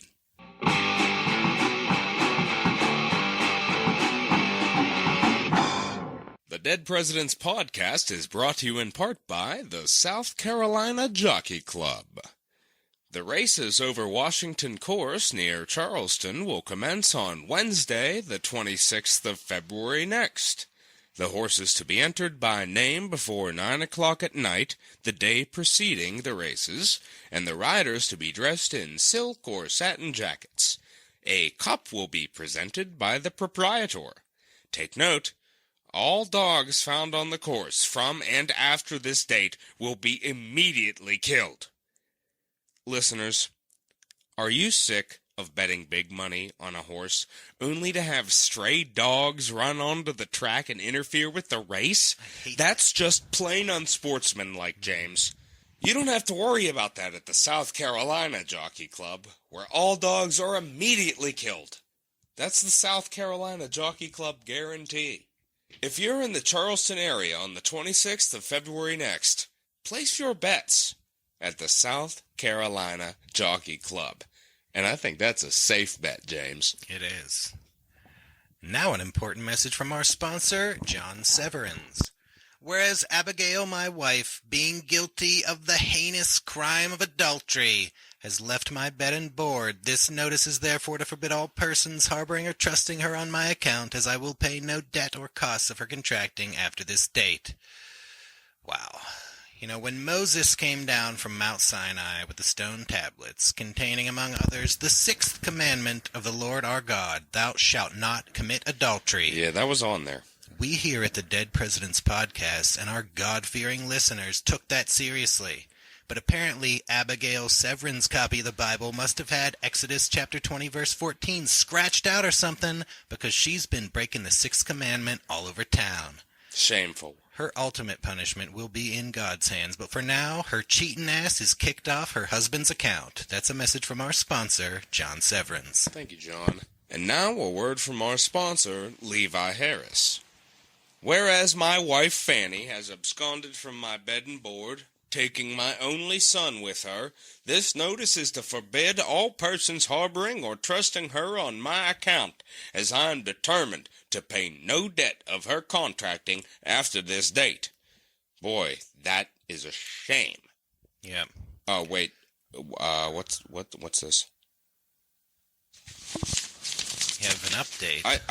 I've just been handed another update here, James, and apparently Levi Harris has just bought another ad on our show. Let me see what he has to say now. Whereas my wife Fanny, in consequence of my advertising her as having eloped from me, returned to me, and artfully induced me to give an indenture of my only son until he shall come of age, and having obtained her, and again immediately absconded from my bed and board, and refuses again to return. This is to give notice that I will pay no debt of her contracting after this date, unless she returns and continues at home in discharge of the duties of her marriage contract. Wow. Let me get this straight. Let me wrap my head around this. Fannie Harris ran away from her husband, forcing him to publicize their estrangement. Then she came back and somehow tricked him into giving up his son to indentured servitude. He basically sold his son into temporary slavery. Yeah.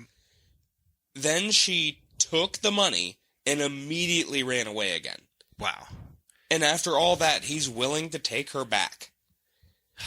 Fannie, if you're out there, your husband Levi is a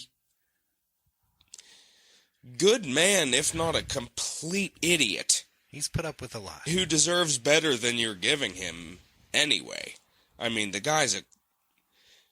I shouldn't be saying this about our sponsors. My pay's gonna get docked, but this guy's a fucking moron. He's a little bit of a doormat. He's a goddamn idiot. Fannie is walking all over him. He's paying us to do this, and I'm calling him a fucking idiot.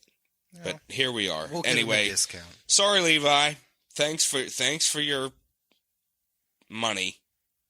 For, sponsoring this ad shit. Yeah, I'm gonna get in trouble for this, but until then, listeners, don't lend this scheming broad any money on her husband's account. So there you go, Levi. I'll stand up for you. Don't trust Fannie Harris, and damn her soul to hell. That's a message from our sponsor, Levi Harris. Hopefully not our last sponsor. No. We, at least James, will be back with the show.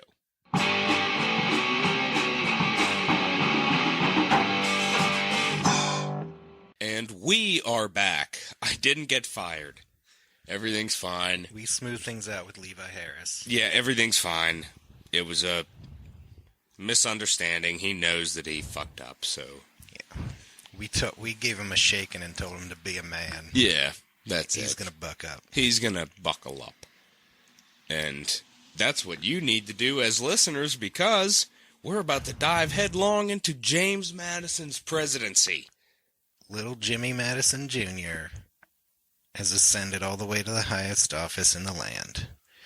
While the Republican Party is dominant, and he's the hand-picked successor of the great Jefferson, his second term, didn't go too great. Didn't fare too awful well. Kind of fizzled out with the failed embargo, problems with Britain and France, as bad as ever, and Madison is thrown into the fire.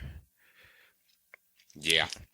Not looking great. Plus, we got a whole bunch of land that Jefferson himself didn't even know if it was constitutionally correct to just outright buy. Yeah, but it's out there. It's there, Everybody but what are we going to do with it? it? And that's pretty much fallen to Madison. Yeah. What's going to happen there?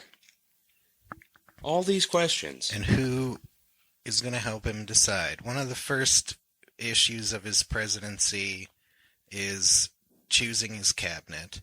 Right. And I think it's an issue that kind of will reflect the course of his presidency. Yeah. He had trouble getting who he wanted in his first cabinet. Yeah. Ended up with some guys who didn't do a very good job, who kind of helped botch the war against Britain, spoiler alert. Yeah. But Madison is going to learn from his mistakes and replace them with the right people who might help him turn things around. Spoiler Yeah, he's alert. going to try and bounce back. Albert Gallatin had been the Treasury Secretary under Jefferson, and Madison wanted him for Secretary of State, but the anti-Jefferson wing of the party hated Gallatin, and they were not about to confirm him for the promotion to Secretary of State, so Madison was forced to keep him at Treasury. Yeah. And he elevated Robert Smith from Navy Secretary. Not to be confused with Robert Smith of The Cure. Yeah, so he had to make Robert Smith Secretary of State, even though Madison thinks Smith is kind of incompetent and that Madison is going to end up having to do a lot of the Secretary of State work himself. Because Robert Smith's brother is a powerful senator from Maryland and needs to be appeased. Yeah. So he's a bit of a troublemaker, and this isn't a pleasant state of affairs. Kind of Madison on his heels to start off his presidency. Yeah. We're gonna be getting to some shake-ups. We're gonna be shaking, rattling, and rolling. Yeah. As we roll towards war. But before that, we have something that sounds horrifying. James, I was reading through my notes here, and my God, my heart skipped 10 beats when I saw in 1810, the Non-Intercourse Act. It was a dark time. What a frightening prospect. No intercourse. No, the Non-Intercourse Act was a watered-down version of the embargo. It didn't hurt the economy as much, but it did even less to get the attention of Britain and France. Thank God. For a second, I thought it dealt with sex. No. This deals with intercourse between the United States and Britain and France. In 1810, the Non-Intercourse Act was repealed, with the U.S. offering to both Britain and France that if either one of them would start respecting U.S. neutrality... Which neither one did. Well, the U.S. would agree to suspend trade with the other, and France kind of seemed like they were into this, and Madison reimposed non-intercourse on Britain. But just as long as he doesn't impose non-intercourse on Dolly, if you know what I mean. Wink, wink, nudge, nudge. Say no more. But that didn't help relations with Britain. They were spiraling out of control. Yeah. Things had been simmering for years. Previous administrations tried in vain to get Britain to stop the practice of impressment, which is the involuntary drafting of sailors into the British Navy. For the king.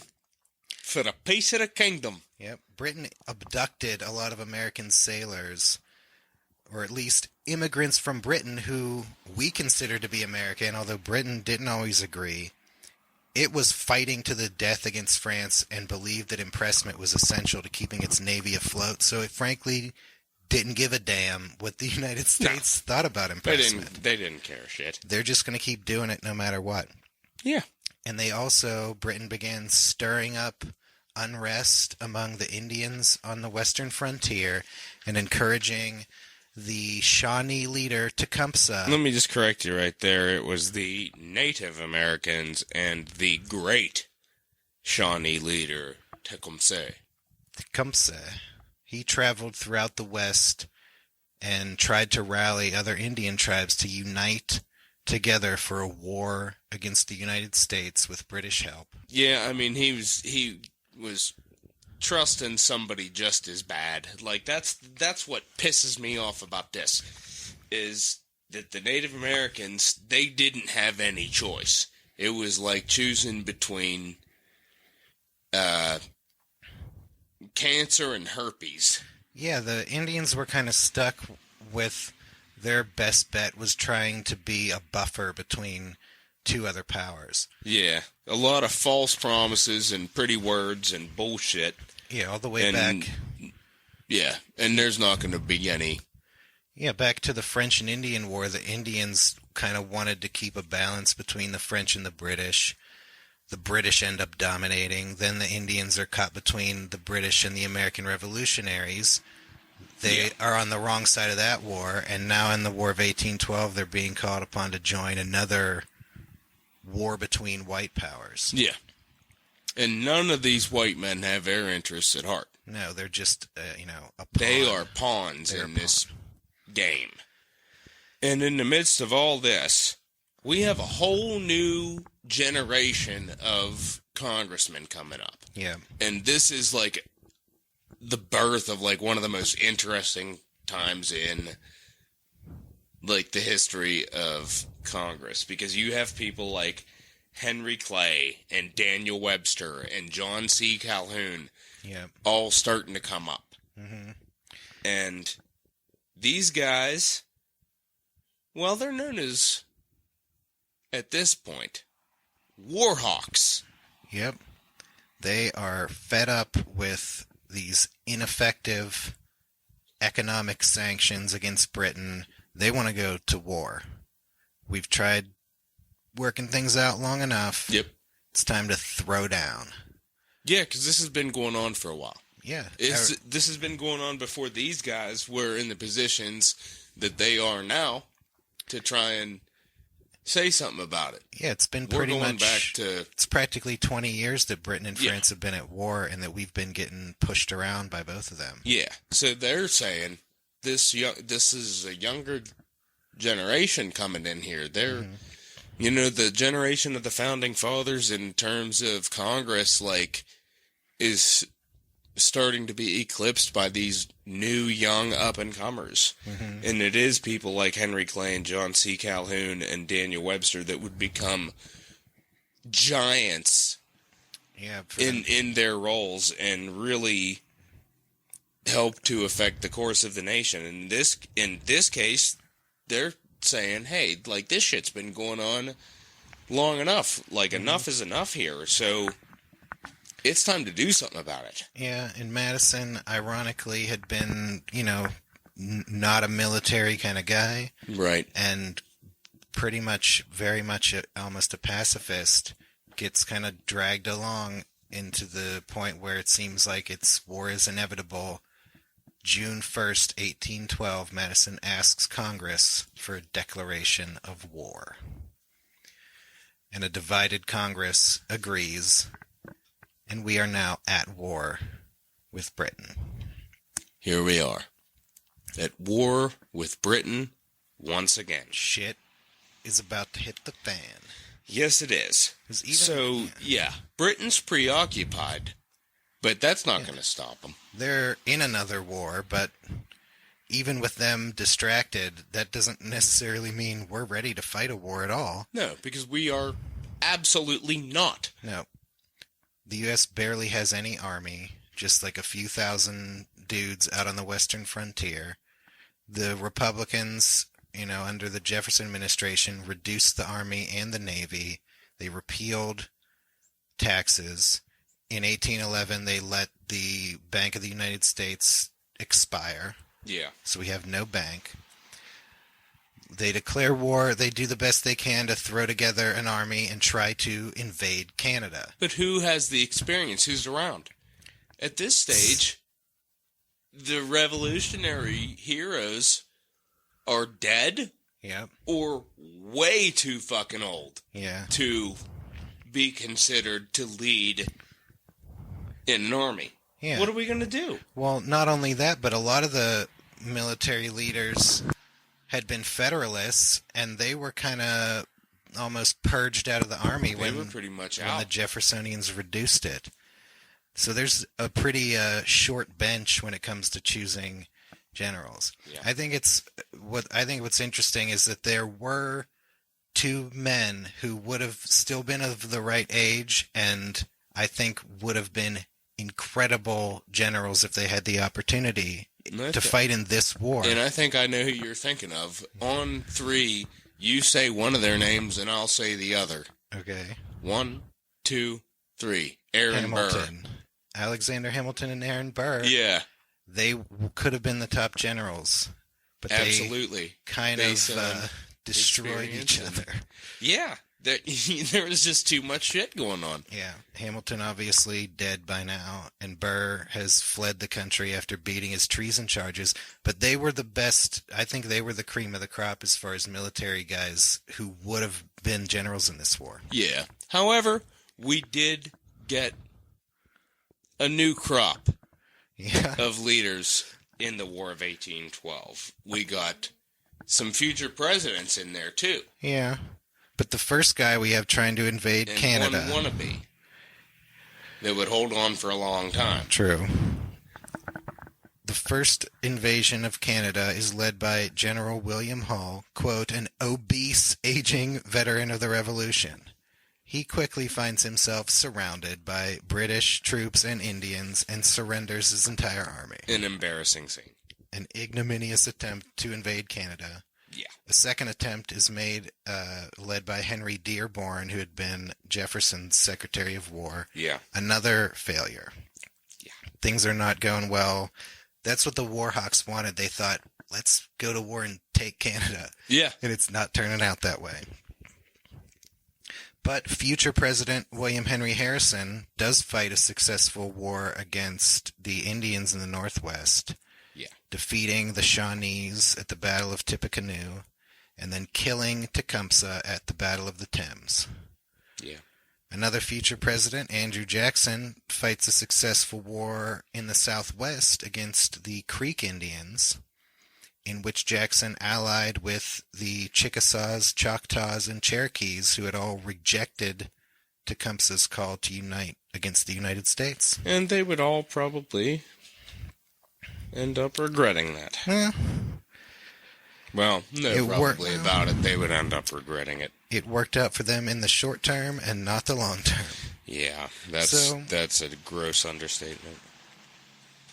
So basically, only the war against the Native Americans seems to be gaining any steam. Yeah, that was going okay. Oliver Hazard Perry won a major naval battle on Lake Erie.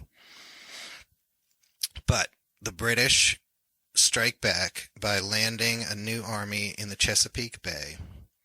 This army was made up of veterans who had just fought in Spain under the Duke of Wellington, whipped the pants off the French army in legit full-scale war, and now there's nothing standing between them and the capital city but a poorly trained militia force. Yeah, because you're talking about some fully seasoned guys coming This is a real professional army. Yeah, and they're not fucking around. Nope.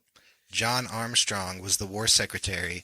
He was convinced that the British were going to attack Baltimore, not Washington, D.C., so he failed to prepare defenses. This is one of the cabinet appointments that bite Madison in the ass, because the British are marching towards the capital city. Yeah. Every defenses are in disarray. Madison goes out, to confer with the troops. He's kind of the first and only president to ever kind of command troops in an actual war situation. Yeah. But he's not a general. No, not at all. He just kind of... And we've already talked about, like, his character and his demeanor and his voice. Mm-hmm. He's not, like, gonna, like, come by and, like, rally people to inspiration. No, so he's just kind of, like, hanging out, looking at the generals who are looking at each other. None of them are experienced or know what they're doing. So this is, like, a real thorn in the balls. Like, he's probably thinking to himself, this could be it. Yeah, how'd I get myself into this? Yeah. He has reconciled now with James Monroe. Monroe's the Secretary of State. Yeah. And he volunteers to ride out and try to find where the British are. He's the first one really to spot them approaching Washington. Yeah.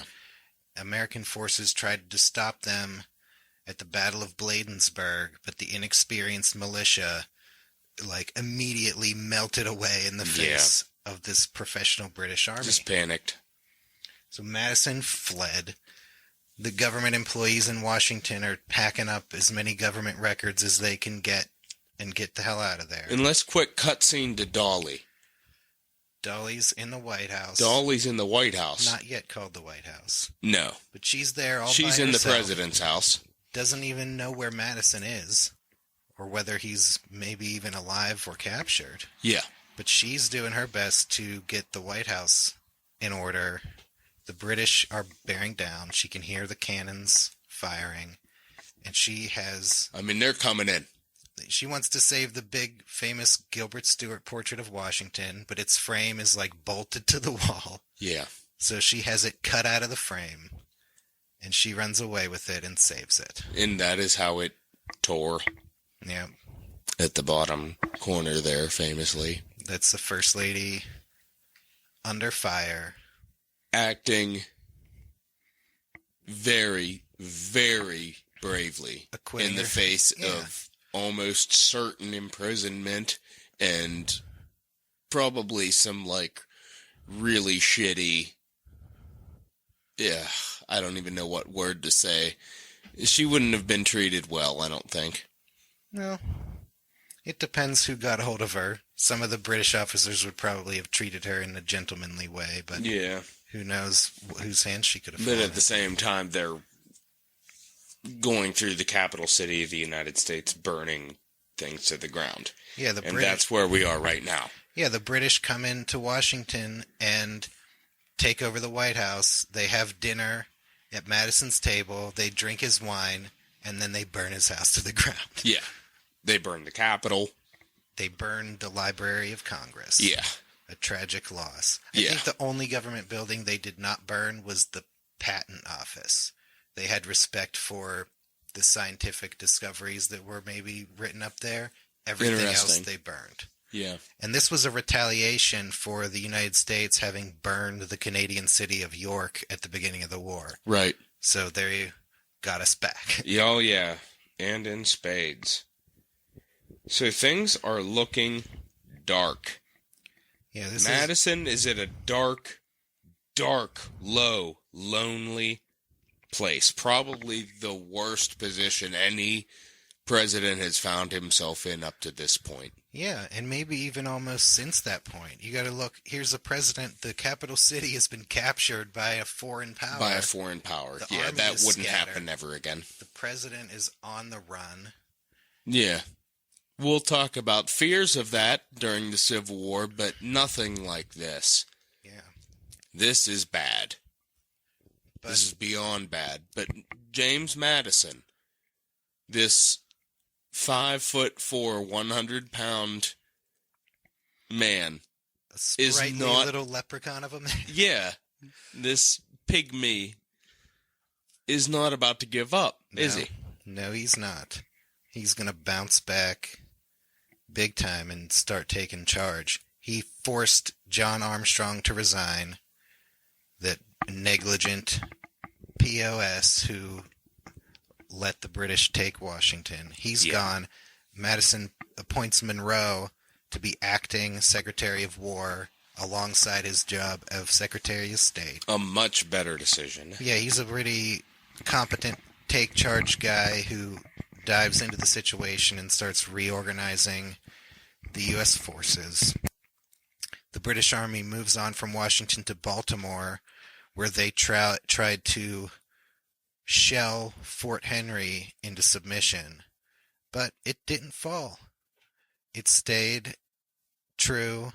It kept its flag flying, and its last stand was witnessed by Francis Scott Key, who used that inspiration to write a little tune. A little ditty called the Star-Spangled Banner. U.S. is finally getting its shit together. We're not going to give up. We're going to prove that our government doesn't consist of some buildings you can burn to the ground. Go ahead and burn them. We'll run outside the city, wait till you leave, move back in, set up shop on the ashes, and restart our country. You may burn our capital, but you'll never take our freedom. Exactly. Well, for the whites amongst us, anyway. Madison sends peace commissioners to Europe to try to negotiate an end to the war. That illustrious delegation included John Quincy Adams, Henry Clay, and Albert Gallatin.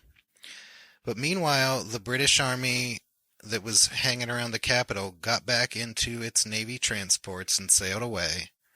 And the rumor and the fear is that they're going to attack New Orleans. And this would be potentially devastating. Yeah, that would be a huge disaster. Yeah, because that would give them New Orleans total control of the Mississippi River. Right. New Orleans controls the Mississippi, and the British have, up around like Detroit and the northern point of the Mississippi. They'd be able to join together. Is their territory. They would be able to cut off the United States at the Mississippi. Yeah, we'd be sandwiched between the Mississippi River and the Atlantic Ocean. Mm-hmm. That's pretty much the British strategy at this point. So Madison sends Andrew Jackson, the winner of the Creek War, to go defend New Orleans. He goes down there with a ragtag group of Tennessee and Kentucky volunteers. He throws together as much of the New Orleans citizens as he can organize in a militia. And then he gets help from a group of pirates. Yeah. The Lafitte brothers, Jean and Pierre Lafitte, ran a piracy and smuggling operation out of the Barataria Bay below New Orleans. They were kind of in trouble with the law in New Orleans at the time. I think Pierre may have been in jail.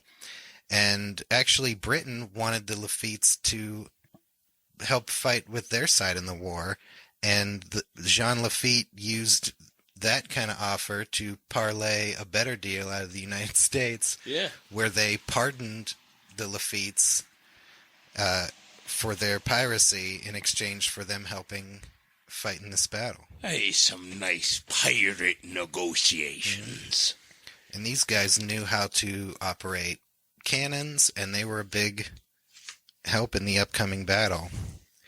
The British were fighters. They were.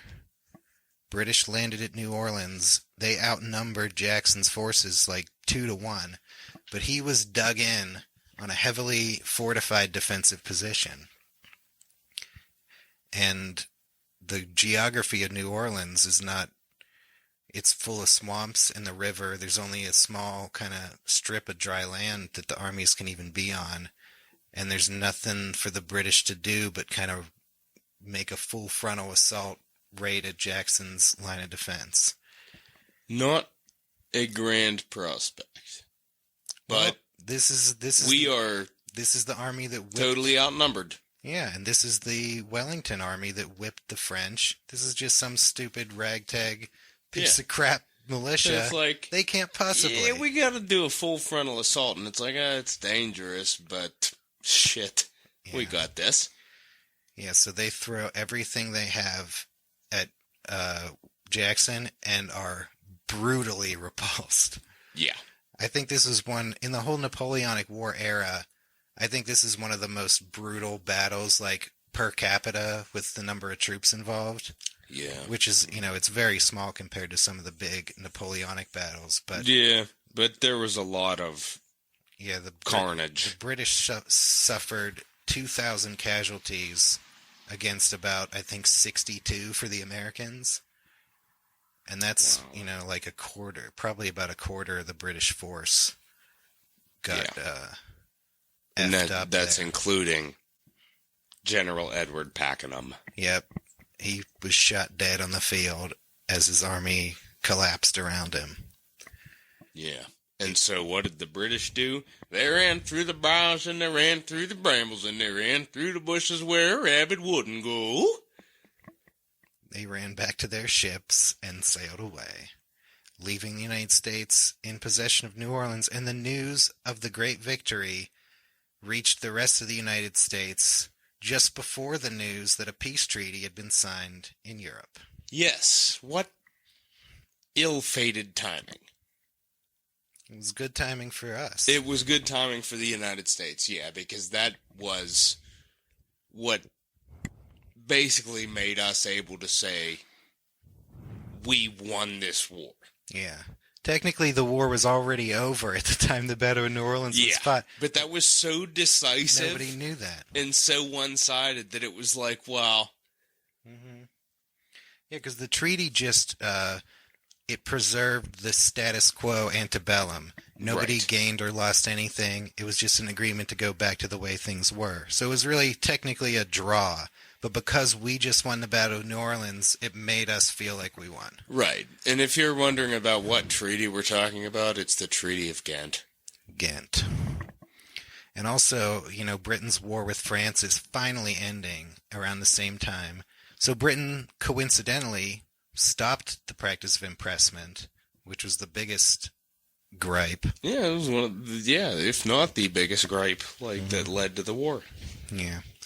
The War of 1812, sometimes called the Second War of Independence, because we had to prove all over again that Britain can't boss us around. Yeah. And it was technically a draw. I feel like we really did win the war. Because if we'd lost New Orleans, it would have been over. They weren't going to give it back. No. Because I think I think that I don't know. It would have been a real problem because I don't think that they would have respected the treaty. I don't know. Well, the treaty would have said that everyone keeps the territory they had at the beginning, but the thing is, Britain had never really recognized the legitimacy of the Louisiana Purchase. Right. Because Spain didn't recognize it. Right. So, yeah, you're talking about... It probably would have just led to another fucking war. Yeah. But, I mean, this way we finally got Britain to kind of recognize the Louisiana Purchase and our right to be out in the West. Yeah. And really started to open things up. And never again would a foreign power sack the capital of the United States. Right. Knock on wood. Yeah, for sure. So the War of 1812 has concluded. It's over. And the post-war age is going to see maybe kind of a new Republican Party. It has going to evolve some of its views a little bit. Yeah. If they were thinking that the war was considered a second war of independence, then the afterthought of that war was going to be almost like a second birth of our particular system of government. Yeah, rebirth. We mentioned that the charter of the First Bank of the United States had expired in 1811, and the Republicans found that it was really hard to fight a war without the readily available credit that a national bank provided. And, you know, the Republican Party had been founded to oppose the bank. Yeah, and then they're learning through, like, the experience of the war that, oh, shit, like, that actually, like, would have helped. Yeah, they like to theorize before that the bank is just some kind of engine of Federalist corruption to take over power, but ultimately they find that it is a very useful thing that's needed to make the nation strong enough to defend itself. When it works, it works. Mm-hmm. So in 1816, Madison signs the charter for the Second Bank of the United States. And the Republicans also learned through bitter experience that maybe a little bit more substantial peacetime army was needed. Yeah. So that you can be prepared. They're going to try and learn from their errors, and it's maybe they decide that it'd be better to try and have something together. Mm-hmm. And a peacetime army is another one of those Hamiltonian policies that the Republican Party had strongly opposed. And here in the post-war era, the Republicans acquiesce in these two very critical Hamiltonian policies that and also now that there's peace between Britain and France, all these things really get together to really lower the temperature of partisan divide in the United States. Yeah. The Republicans almost the Federalist Party was already they're moribund. They're almost dead, and then the Republicans kind of co-opt it by adopting two kind of major Federalist policies that were the real sticking points. Right. And now that we don't have to be caught in between Britain and France anymore, a lot of the real hot-button issues are off the table. Yeah. And this really spells the end of our first two-party system. That's it. For the next decade almost, there's really not a clearly defined partisan divide, not until Andrew Jackson becomes president. Yeah. Yeah.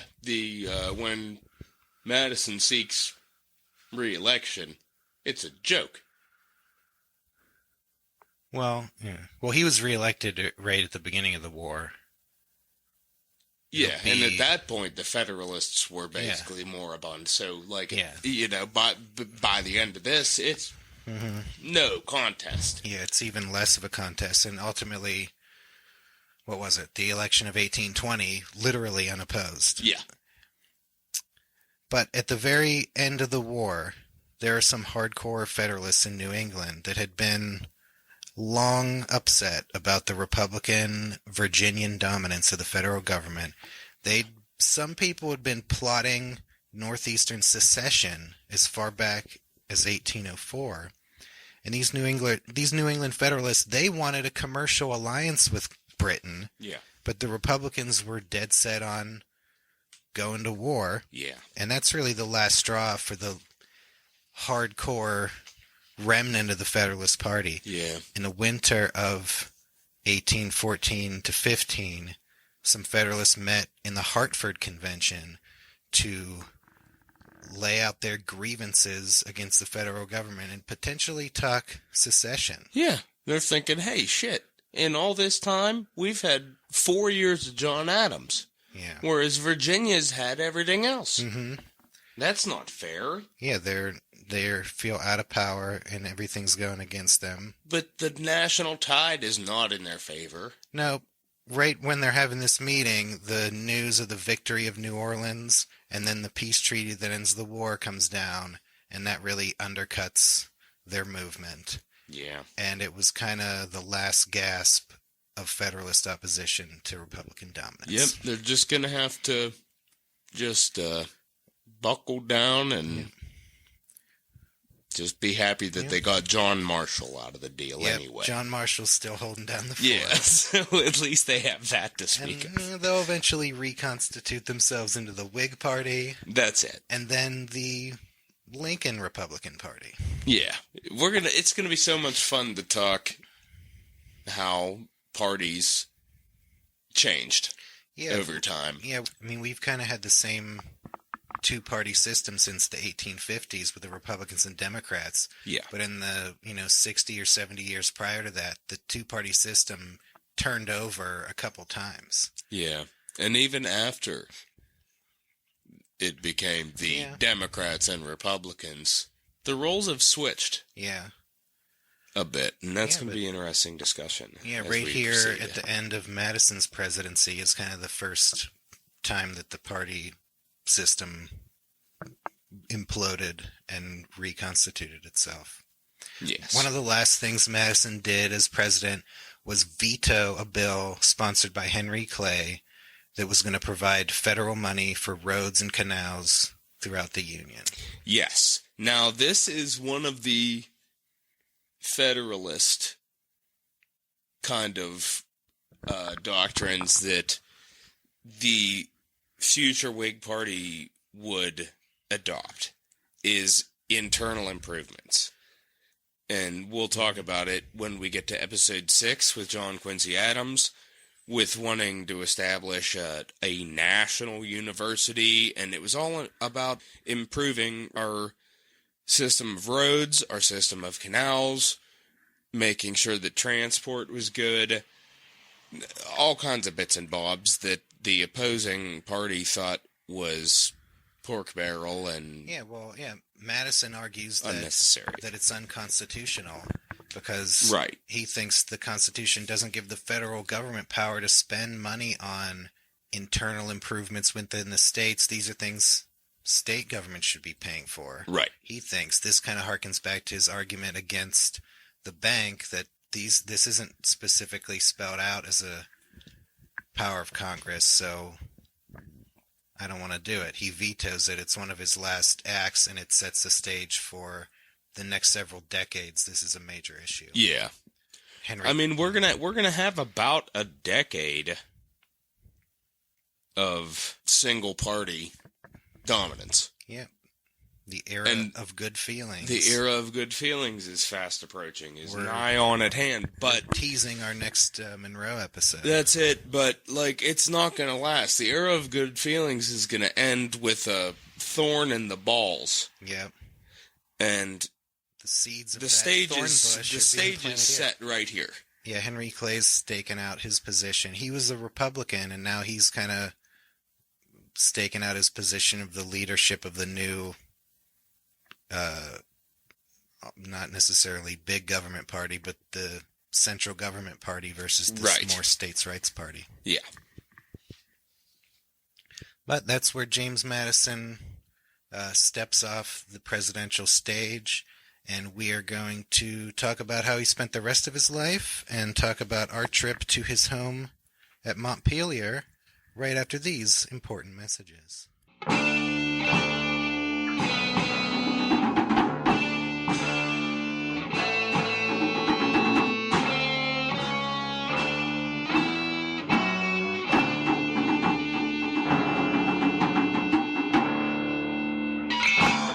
The Dead Presidents podcast is brought to you in part by our sponsor, Charles McCarthy, who has an important message. $50 reward. Eloped yesterday from my bed and board, my wife Lockie, alias Rachel, aged about 27. She is tall, slender, of a fair complexion, and has lost her front teeth. It is supposed she went off with a French fencing master and barber named Philip Housey, aged about 35. He is about 5 feet 8 inches high, well-made, has short brown hair, and speaks broken English. He had on when he went away a light seersucker coatee, boots, and pantaloons. He robbed me of a considerable sum, and took all the clothing apparel he could lay his hands on, not even sparing those belonging to the child which my wife has left behind. My God! I will pay $50 as a reward to any person or persons who will detect and lodge him in any prison in the United States.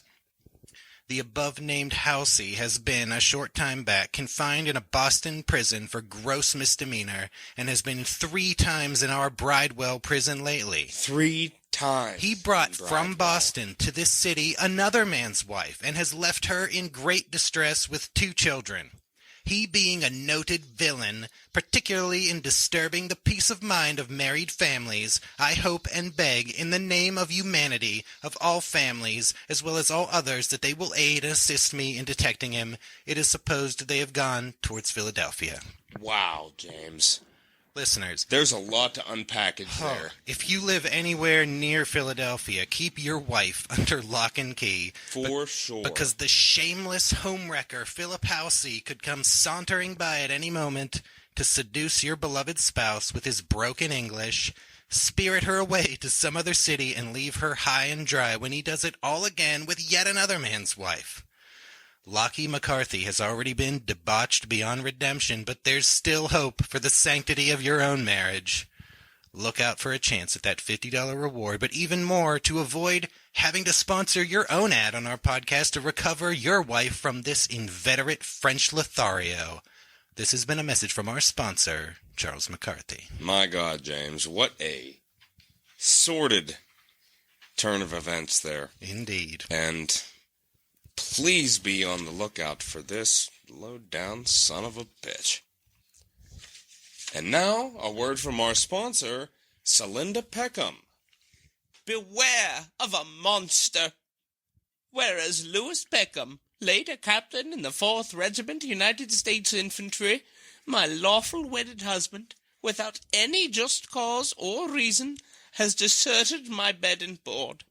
Although painful to me, I do denounce him as a liar, and a villain, and a person not to be trusted by either sex.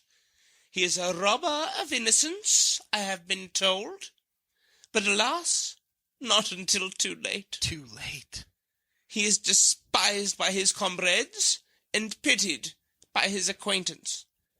For his unfeeling conduct towards me, I have to caution all young females, as well as old women, to beware of this monster, wherever he may go.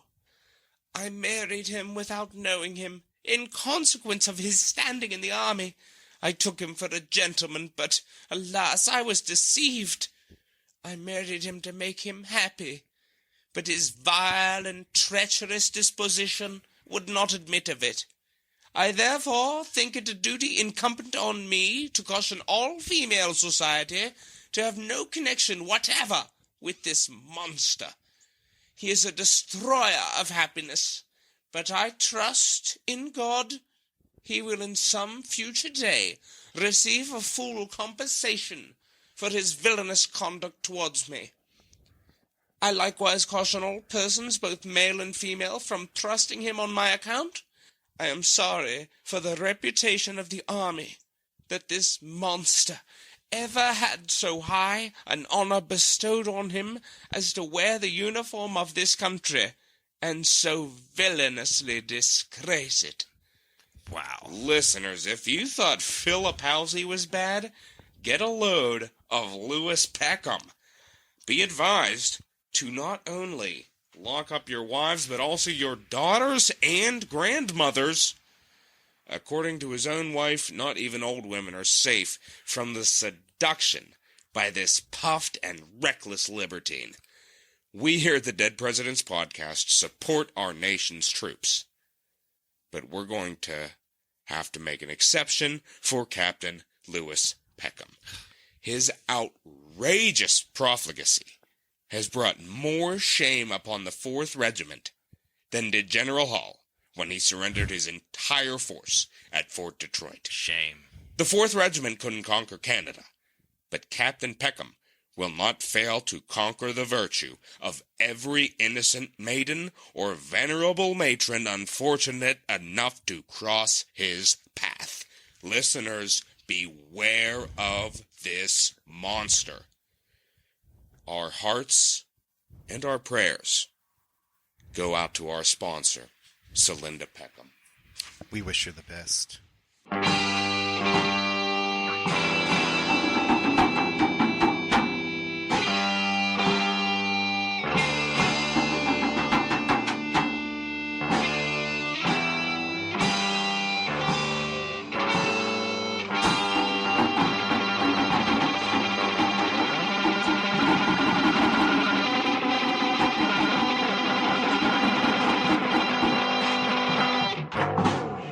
And we're back, here to talk about the post-presidency of James Madison.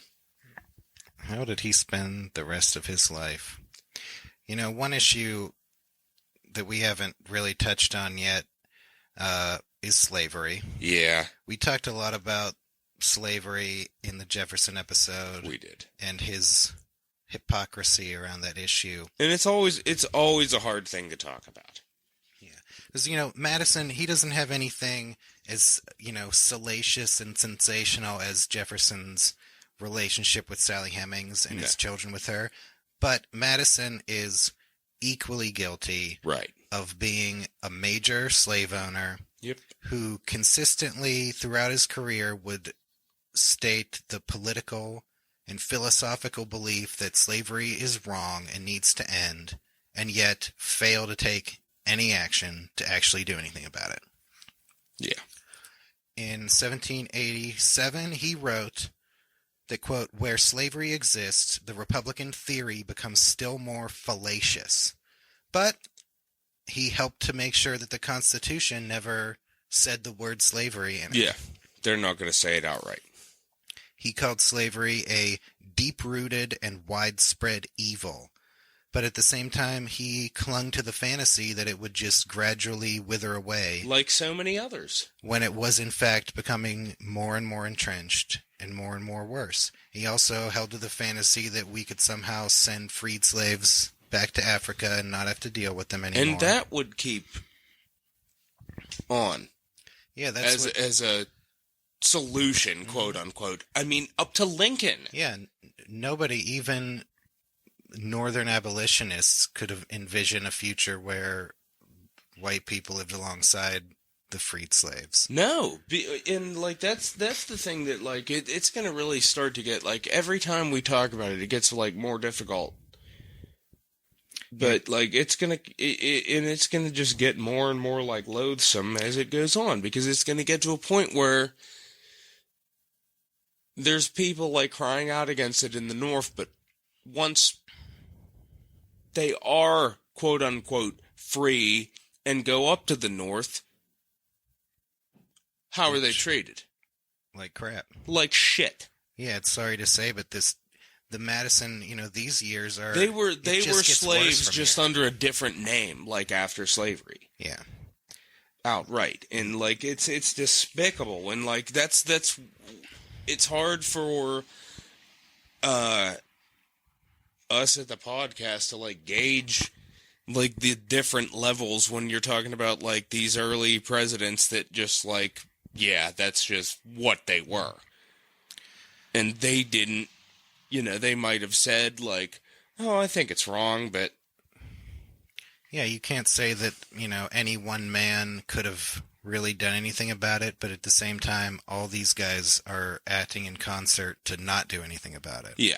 And it's just going to get worse from here on out. This period of time where slavery is just not talked about in the Yeah. federal government, and it's agreed to not be an issue, that's not going to last much longer. No. And we're going to start to get into like a 40-year period of increasing clashes that will lead to the Civil War. Yeah.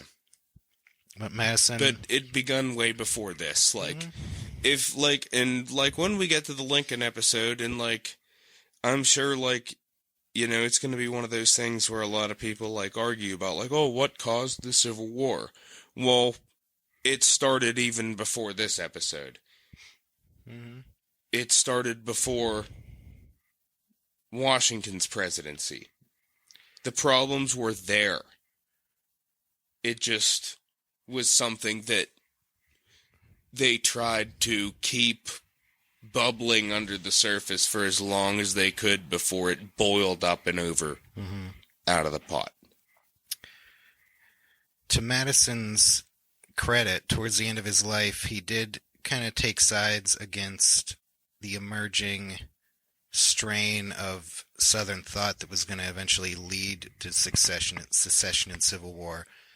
All the way back during the Adams administration, Madison and Jefferson had drafted the Virginia and Kentucky resolutions that argued that states could nullify federal laws that they felt violated the Constitution. Yeah. In that case, it was the Sedition Act, which clearly violated the First Amendment. Right. But then the doctrine of nullification is going to be later used to justify resistance to any federal attempts to do anything about slavery. That's exactly right, because as we mentioned before, we got a whole new generation of congressmen coming up, and one of these cats, John C. Calhoun, is going to latch on to that. Yeah, in the early 1830s, Madison is still clinging to life. Southerners led by John C. Calhoun used nullification as a threat to secede over the protective tariff. Yeah. And that's going to become the party line for slavery. Right. And to Madison's credit, he repudiated nullification, and he denounced nullification and secession as, quote, twin heresies. Yeah. So he's a Southerner, but he also stays a nationalist and, in some ways a Federalist to the end. Yeah.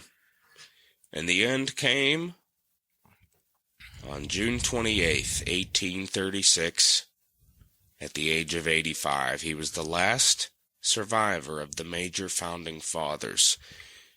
His niece, I believe it was with him, and he grabbed at his temple.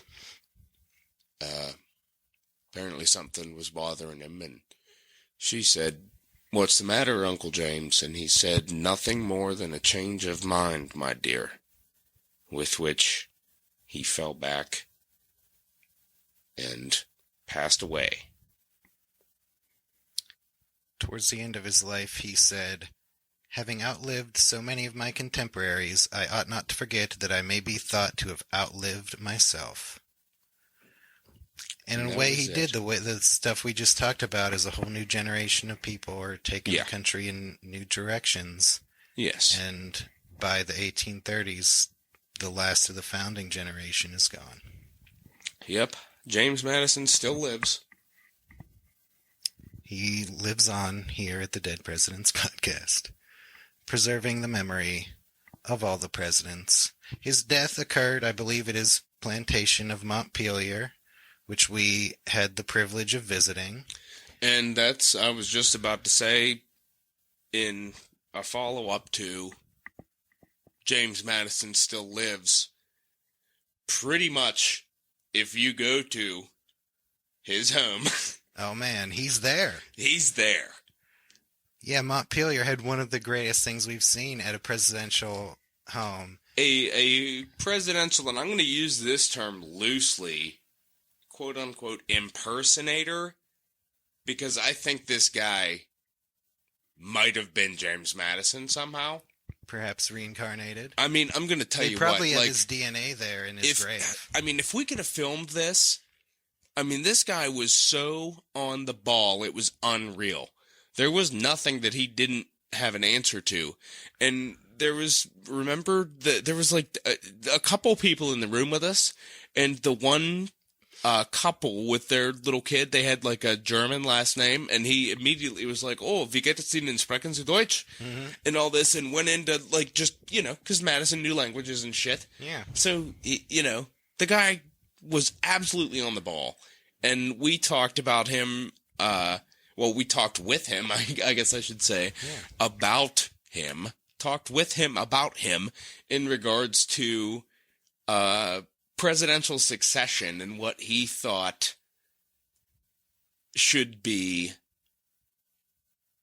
the norm. Yeah. And we talked about how both of his vice presidents died in office. Yeah. So that happened. Yeah, we didn't And mention he either. had a scare himself where he nearly died and didn't have a vice president. No.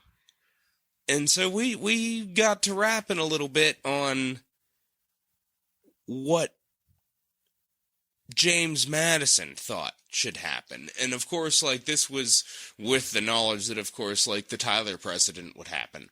So it was interesting to go and talk to James Madison, basically. Yeah, you get to go into a room and talk to James Madison. Yeah, that was pretty much it. Like, I've never been more, like, taken aback or impressed with, like, a presidential impersonator. Because, like, we'll talk about it with episode 15, but we, like, met James Buchanan, and he had a fucking wristwatch on that he checked while he was talking to us. So, like, it's like you picture James Buchanan being like, well, let me check my watch here. I gotta meet with a senator about some shit. Yeah, fly-by-night James Madison. It's like you go to a mall Santa who's like, you can see his black hair under the wig. Yeah. The James Madison was the real deal. Yeah, that was so legit. Highly recommend him. Yeah, and the house was really cool. I mean, it's typical of the time. It wasn't the most fascinating. I think he made it, really, with that one. Yeah, it was really nice. Because I wouldn't say that, like, there was much that set it apart from going to the Hermitage or James Monroe's place. They're all in that kind of style. Yeah. Jackson a little bit more elaborate, but it's that kind of similar style. But like, I don't know, for me, that one was like a really awesome stop just because of that dude. Yeah, and Montpelier. I would have loved to have had him on the show. Yeah, maybe a future episode. Yeah, maybe we could get a bonus episode where we interview James Madison. Montpelier is pretty close to Jefferson's Monticello, and James Monroe's house is right there too. So you can hit all three of those in one go. It's a great experience. Yes, it is. The third, fourth, and fifth presidents were all neighbors, friends, and allies. The Jeffersonian Virginia dynasty. Pretty interesting stuff. So let's try and sum up James Madison. Are we capable of summing up this little man with such a big brain? Well, I don't think we should try. We should leave it to a couple of his contemporaries. I think that sounds just. So let's take a look at what some other people had to say about the subject of this, our fourth episode, James Madison. I think him a good man and an able man, but he has rather too much theory and wants that discretion which men of business commonly have. He is also very timid and seems evidently to want manly firmness and energy of character. Fisher Ames said that in 1789, and now, just to point out for you listeners that might be dense, when you say want, he wants that discretion, and he seems evidently to want manly firmness. That means he lacks it. Yeah. It means he needs it. Our last word will come from Thomas Jefferson, the subject of our his previous great show. friend. Can wrap up our current show. He said, "I can say conscientiously that I do not know in the world a man of purer integrity, more dispassionate, disinterested, and devoted to genuine republicanism, nor could I, in the whole scope of America and Europe, point out an abler head. That was Thomas Jefferson. In 1812. If you're interested in any further reading on James Madison and the things we talked about in today's episode, there's lots of great books available. I think Ralph Ketchum wrote the kind of definitive... Yeah, that's the definitive scholarly biography Yep. on Madison. Madison's writings are available. Yeah, the Federalist Papers. The Federalist Papers. A must-read. A great read. Richard Brookhiser wrote a, more concise biography of Madison that's really good. A concise but very nice. Lots of great books on the War of 1812. Yeah. Check out Walter Borman's book on 1812, and perhaps I could have mentioned it in the Washington episode, but if you want another read on the French and Indian War, Walter Borman wrote one on that as well. Mm-hmm. So at least check out his book on the War of 1812. Yeah, there's also... I love the Battle of New Orleans. There's some good books about that. Robert Remini wrote one, and William C. Davis has one called The Greatest Fury. Yeah. Which is a great book about the Battle of New Orleans. And I think that's about all for us. This has been the 4th episode of the Dead Presidents Podcast. Be sure to subscribe to the podcast. Check us out on Twitter and Instagram at Dead Prez Podcast. That's Prez with a Z. And be sure to like, comment, and subscribe. Rate and review. If you love the podcast, give it a 5-star rating. If you didn't care for the podcast, instead of taking your time to write a review, how about you go pound salt? I think we're going to turn over the last noise on James Madison to your favorite band. And ours. The Constitutionalists. That's right. Here's the Constitutionalists with James Madison. Thanks for listening, and we'll see you next time.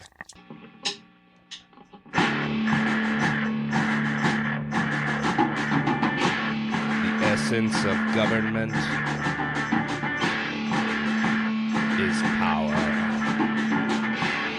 And power, lodged in human hands, will ever be liable to abuse.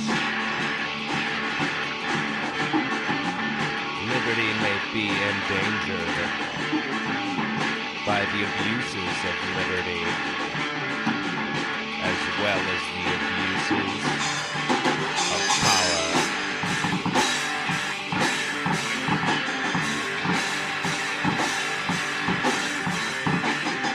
The diffusion of knowledge is the only guardian of true liberty. Conscience is the most sacred of all property.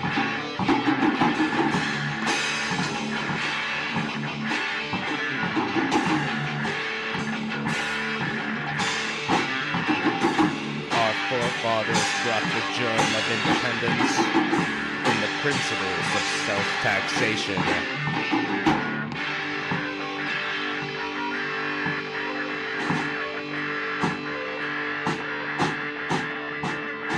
I believe there are more instances of the abridgment of the freedom of the people by gradual and silent encroachments of those in power than by violent and sudden usurpations. I go on the principle that a public debt is a public curse. The truth is that all men having power